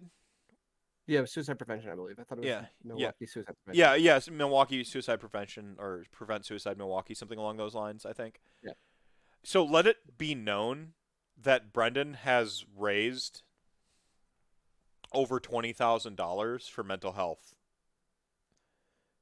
because Rantathon doesn't happen without his help. The 2 years it's run, the grand prize both years in my event has been his the Cubic Shenanigans donation of an entire fucking army. Okay, Yeah. like this last year he helped organize like the Rantathon to take like everyone who's followed the show for a while or talks to me personally knows how like unreasonable this summer has been for me in terms of my workload and my work life balance. And so he helped like share the load, Lord of the Ring, right? Like he helped unburden me with some of the logistics and stuff, and you did a huge part of it with the prize pack too. Like, I mean, half those But prizes or more is from you just like basically like getting people to shill to the cause. like Like, Brendan was the one I was in contact with, right? Like, so Brendan was the guy who was like, "Hey guys, I need an update on, how are guests coming? How or, he broke out everything, and Brendan was like our manager for this. Like, each one of us had our own swim lane that we were working in and trying to operate and get these things done, and Brendan was the one we were reporting everything back to, and then Brendan would talk to you. Like, yeah, he got a little cross with some folks that didn't do the thing, and then I like a week before I still had to like do a few things, um, but I don't want to like harsh on people. It's a charity thing. Like, how do you criticize people for like their whatever? Um, no, so like, but the point is like Randathon doesn't exist the way it does without Brendan's help, without your help, without obviously Chat Gang and without the people who helped along the way. But I really want to like highlight the fact that Brendan has raised over $20,000 for mental health, and I'm the guy who gets like kind of the accolades. Um, he's the Lord of Death. He would say he's the reason that the whole like TGA forum about why are death players the worst sports whole started to begin with because of his Adepticon win with at the time I think it was Grand Alliance Death. Like he's the guy those hit pieces were on. Like nice. without like knowing his name. But he's a really great dude, and he does a lot, and he doesn't toot his own horn in terms of like the community side of it, because you like yeah he'll tell you he's a fucking great player, and like talk some shit, and the gamesmanship is just part of it. But he's just a good dude, and he does some good works. So respect to him, and $2,000 at his event. You add that total to I think he raised 2,000 the last year it ran, plus Rentathon's got 10K and 7K respectively, over $20,000. Yeah. So, shout outs. Like, um, and if you're in the Midwest and you end up around here, these parts, or if you want to be like holed up, like I know some folk, we can make it like cheap living arrangements. I mean, you want to be at the hotel. Let's be honest, that's where all the fun is. But yeah, like put Brew City Brawl on your map. No, 100%. Like everyone should come to this event. I know I talked a little bit about this at the beginning, but I cannot stress this enough. This is the nicest group of people. I had people that I hardly met, like inviting me out to other events. They're like, "All right, so have you heard of Dragon Con? Are you going to do this? What about the Holy Wars? Are you doing that? Like, how far away is this from you? How far away is that from you? What about this? Are you going to come to this event? Are you going to come to that event?" And I was like, but anyways, like the group is amazing. You should come out. It was so much fun. Like uh like the prizes were phenomenal, the group of people were phenomenal, like everybody was so exciting, and it was just a blast, and I would highly recommend it to anybody who has time in September. I honestly hope he keeps it the same weekend, so it's my birthday weekend again, but that's just me being selfish. I'll talk to him. I've got some. I know him. Like, we go way back. Yeah, no, no, it's a good endorsement. I don't know anything else to add to it. My last question was it's also, you didn't mention this is the first time you met me in person. That is true. It is the first time that I met Meph in person. um and And Lulu uh and both my kids. yeah, yeah. Yeah, yeah. Um, did I hold up to your expectations? Or was You it like abs you never meet your heroes and like, I'm not a hero. so I'm fucking nobody's hero. That's disgusting. So Meph came in, and Meph was at volume -2 when he first came in the room. Like, you'd have thought that he was a ninja. He was literally like walking around, like inspecting tables. Like, he would walk Yeah. and look and be like, okay, okay. Well, And like yeah. I waved to him. I'm like, hey, and he's like, oh shit, my cover was blown. Like, but then after that, like, he's everything you would expect him to be, right? Like, he is the exact same person you see No, here. stop, Like, stop endorsing. I asked your opinion, not for like an endorsement or a hype. that is my opinion, No, right? Like, we had a great time. Although I did make him my drink caddy for a hot minute when I was playing that other Gargant character. you didn't make Or me. I asked. yeah, You were paying for my drinks. Of course, I'm going to bring you one. I was like, hey, do you want a drink? He's like, yes. I was like, can you get me one? That's not how that went. I said, "Would you like a drink?" And what's your room number? Because I forgot it. If I Yeah, had fair. remembered your room number, I wouldn't have asked. I would have just got another drink, and you would have ended up with another gin and tonic. But I would have got it wrong because you had a specific gin you wanted. Yeah, would Joel would is a great time. I would highly you, recommend. Joel? Would you sully yourself with a 3K of a point event? Competitive players don't care about any format other than 2,000. So that's a very interesting like point, right? After playing 3K, I would love to play more 3K events, because at 2K, you are definitely like cutting things from your army, to make sure you're hitting those point values. At 3K, you get pretty much everything you want. Unless you're LRL, Yeah. but like you can say unless you're LRL for everything. So Yeah. like we almost don't count them. They're in the bubble permanently. Um, no, I, I felt awkward. This is something I said I was gonna like cut you out. Dude, I play 10K games. 3K is nothing. At 3K, I get so much depravity. Oh, think of the depravity. You could never use it all. Like you summon a KOS every turn, but that's all you can do with it. Um, I mean, but then again, don't you just want to summon a Keeper of Secrets every turn? Sure Um, do. no. So one thing, this is one of those like life lesson tangent type things. I didn't expect me to be awkward around humans. I'm not. I'm an introvert. It's well documented. I lose my energy around folks and so on and so forth. Uh, I had this moment where like of ultimate self consciousness, uh, there because like my son was with me, and he has asthma, uh, and an allergy to cats, and so he's got like a cough, just kind of like ambiently. It was soccer day, so whatever, and he played like super hard, and he never asked for a substitution, even though he was like fucking out there grinding, and so he had like his just like asthma cough, and you know just it's kind of what you do when he was that active that day, um and so like he's wearing his mask, and I'm like, okay, Colin, I don't want anyone to think we got COVID and stuff, and so there's like this weird COVID pressure, and then it was just like also I didn't think had forgotten how to interact with people, but I feel like I did a little bit. Does anyone else feel that way, chat gang? If you're watching this in the YouTube, you've stuck this out this long. You are the true chat gang. Like this is like we like you know, you're the chat gang within chat gang, the show within the show within the show. If you've made it this far for the comment section of a YouTube video, have you kind of gone back to like social events and like felt a little bit of like just oddity in them? Like, is it just me? Am I being hypercritical? I don't know. It was you talked about like the stealth ninja meth. That is very much how I am at events initially. I like to get the lay of the land. I'm a cerebral individual. I am introverted, as mentioned, even though I'm really loud. I have to like take things in. I got to internalize them. I got to do the thing. And I'm an appreciator of the game. I look at game states. I finally hit that level where I can look at the game state and know what's going on and who's winning without looking at the score. You know, like I can do that.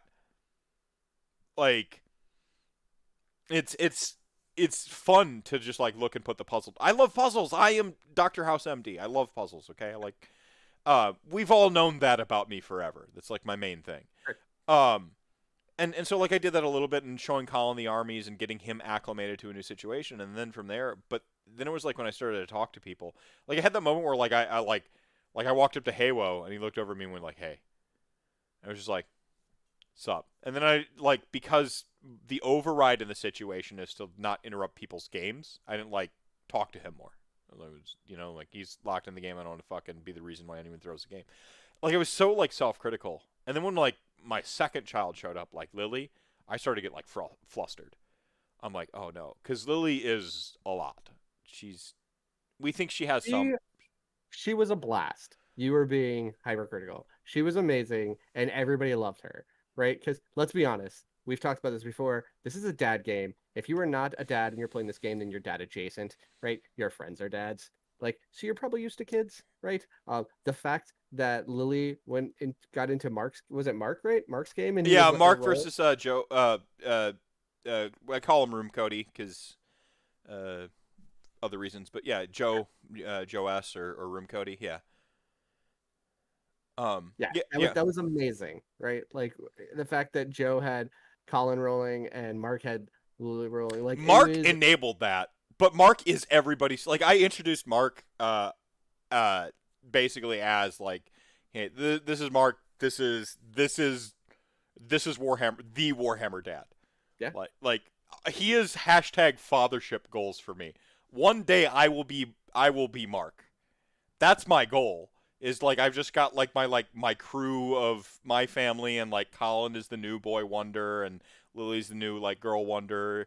If you know, and like we just like travel around and just be ambassadors and play great games, um and like Lily was just like she was being so my kids went to the John Michael Kohler Arts Center for preschool, which is a literal art museum.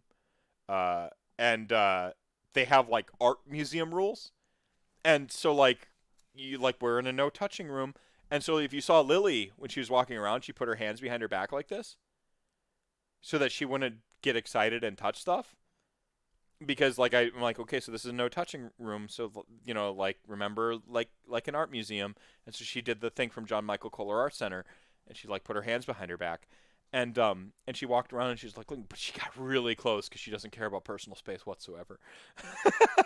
Like she was in there, and she walked up to the Mark's table, and he's like, "You want to roll some dice?" And like then it was fucking over. That whole round was just like was just Mark and Joe just like rolling dice, and I'm rather having my kids roll dice on like opposite sides of the table. it was amazing. But now Lily's a corn player, and I don't know how I feel about that. He's still young. You can push her into the right path. Yeah. Well, Colin's a dinosaur player. He's like, "Don't worry, Dad. I still like the undead stuff too." And I'm like, "Son, don't try to live up to my expectations for you. Live up to your expectations for you, and you know Yeah, you yeah. are like don't try to don't try to please me, kid." Um, yeah, Space dinosaurs are pretty cool too, right? Um, but yeah. So I think you were a little hypercritical. But yeah, I think overall it was good. It was good. see Joel McGrath knows what is best in life. Ideal format for a tournament would be 5K, 5 days, one game per day. Like I know personally I don't I'm an extrovert, right? Like if you couldn't tell from meeting me, right? Like I was having a ball. 40 some odd people that I could talk to. This is amazing. Yeah, yeah. No, I mean it was cool, and I didn't get enough time to talk to everyone, and then like Lulu showed up. We had a personal miscommunication. I wasn't supposed to stay as long as we did. Um, but then once we stayed, like it was like, well, now I got to introduce her, and it was like, so that was like interesting. Um, and she helped me run our the tournament that Haywo and I don't talk about because we ran a little tournament once, and Hmm. I have those incriminating photos still. But yeah, so we ran a tournament once. Christian Ware fucking showed up, and Dave and Mark and Boy Wonder, um, and I don't know. I lost my train of thought. But Oh it yeah, was it was Molly helped out, and she didn't really like talk to people because she was helping. And this time she like actually like talked and like a little bit more immersed herself in like Warhammer. So maybe I finally got the hooks in her. Maybe I don't know. maybe, or maybe Molly and I are just gonna go back to planning our Disney trip. What? You were there for that. You conspiring? No. Yeah, Yeah. the Disney trip. Mhm. No, it's we've leveled it up. It's gonna be Australia It's now. Australia now. Yeah. Yeah, so. All right, man. Final thoughts on Gargant's Brew City Brawl? Anything you didn't get to? Anything that the tangents that came up that we dropped? Anything along those lines? Gargants are great. I hope some of the negativity shifts, right? I know a lot of people out there that don't really like Gargants as they feel bad like facing up against them. Um, we touched a little bit about it before, but like I just want to remind people, a 5-up board save is not a third of the wounds; it's half the wounds, right? So if you aim to shoot to do 70 wounds to a Gargant with a 5-up board save, then you're probably going to pick them off. Um, if you're really looking for ways to take them out, any sort of debuffs you can really hurt the army. Like if you can lock one down, chaff screens really hurt the army, right? So if you do the 4-inch thing, speed bumps like that really hurts the army. Yeah. And it's just spacing them out, right? We all have real big fat butts. Like our bases are big. Like we can it can only fit into certain spots, right? So take up space, right? Brew City Brawl was amazing. I highly recommend for anybody to go out. Like it was the best time I've ever had playing this game. Like super fun. Damn. That's a great endorsement. And then final soapbox. It can be unrelated to the things we brought up. Anything that's just been on your mind. The final soapbox. That's the Final soap, final soapbox. final It's soapbox. this is your moment to shine. I don't have anything crazy. And it doesn't need to be like a hot take or inflammatory. It can just Yeah. be like, yo, I love Disneyland. It doesn't. My wife's a high-ranking member of the Cult of the Great Horned Rat, so I've spent many days, hours at Disney. It is not my favorite though. Like it's not the best theme park. See, But see. I gave people a pass on the J.K. Rowling thing earlier. Give less money to the Dread Mouse. That is a hill I'll die on. I will. I am making moral judgments about your character if you keep giving money to Disney, uh, because J.K. Rowling might be like a shitheel person, or may not be. I don't know. Like she just has like one bad opinion about a bunch of stuff. I don't. yeah, Right. Whatever. But the Dread Mouse has done more to ruin like IP and copyright law than any other entity on the planet, very true. and that is bad. So like I judge all of you who like Disney right now and any of their subsidiaries. That's basically everything, by the way, because they have a fucking lateral monopoly. Disney's evil. Um, I mean, I agree. Hades, Death God. I also like the show on Disney Plus. yeah, I yeah, do enjoy Disney Plus. yeah. Um, I know. but my judgment might be skewed, right? I do work for an evil empire, so Yeah, you all. Hey, we all kind of will eventually, though. It's. I don't want to leave on a downer, though. I don't want to leave on a downer. So, so remember, guys, if you were not here last year, um, the magical Mr. Mephisto will be doing something phantasmally amazing here in October because he does it every October. don't Uh, build it up. oh no, I have to. I have to. Like they're gonna have Right? expectations that like I have a list of 30 movies that they can watch throughout all of October, and some of them on Friday or Saturday with Chat Gang in Discord. Like they're gonna think that that is something that they can do, and then they can tune in 5 to 7 days a week, depending on the week, to me playing like horror games and or doing rantcasts for the whole month of October. The whole month. Don't put their hopes up. Don't put that on me. Yeah, I'm glad you caught it live too, Steve. You know what? Checking, you know this part.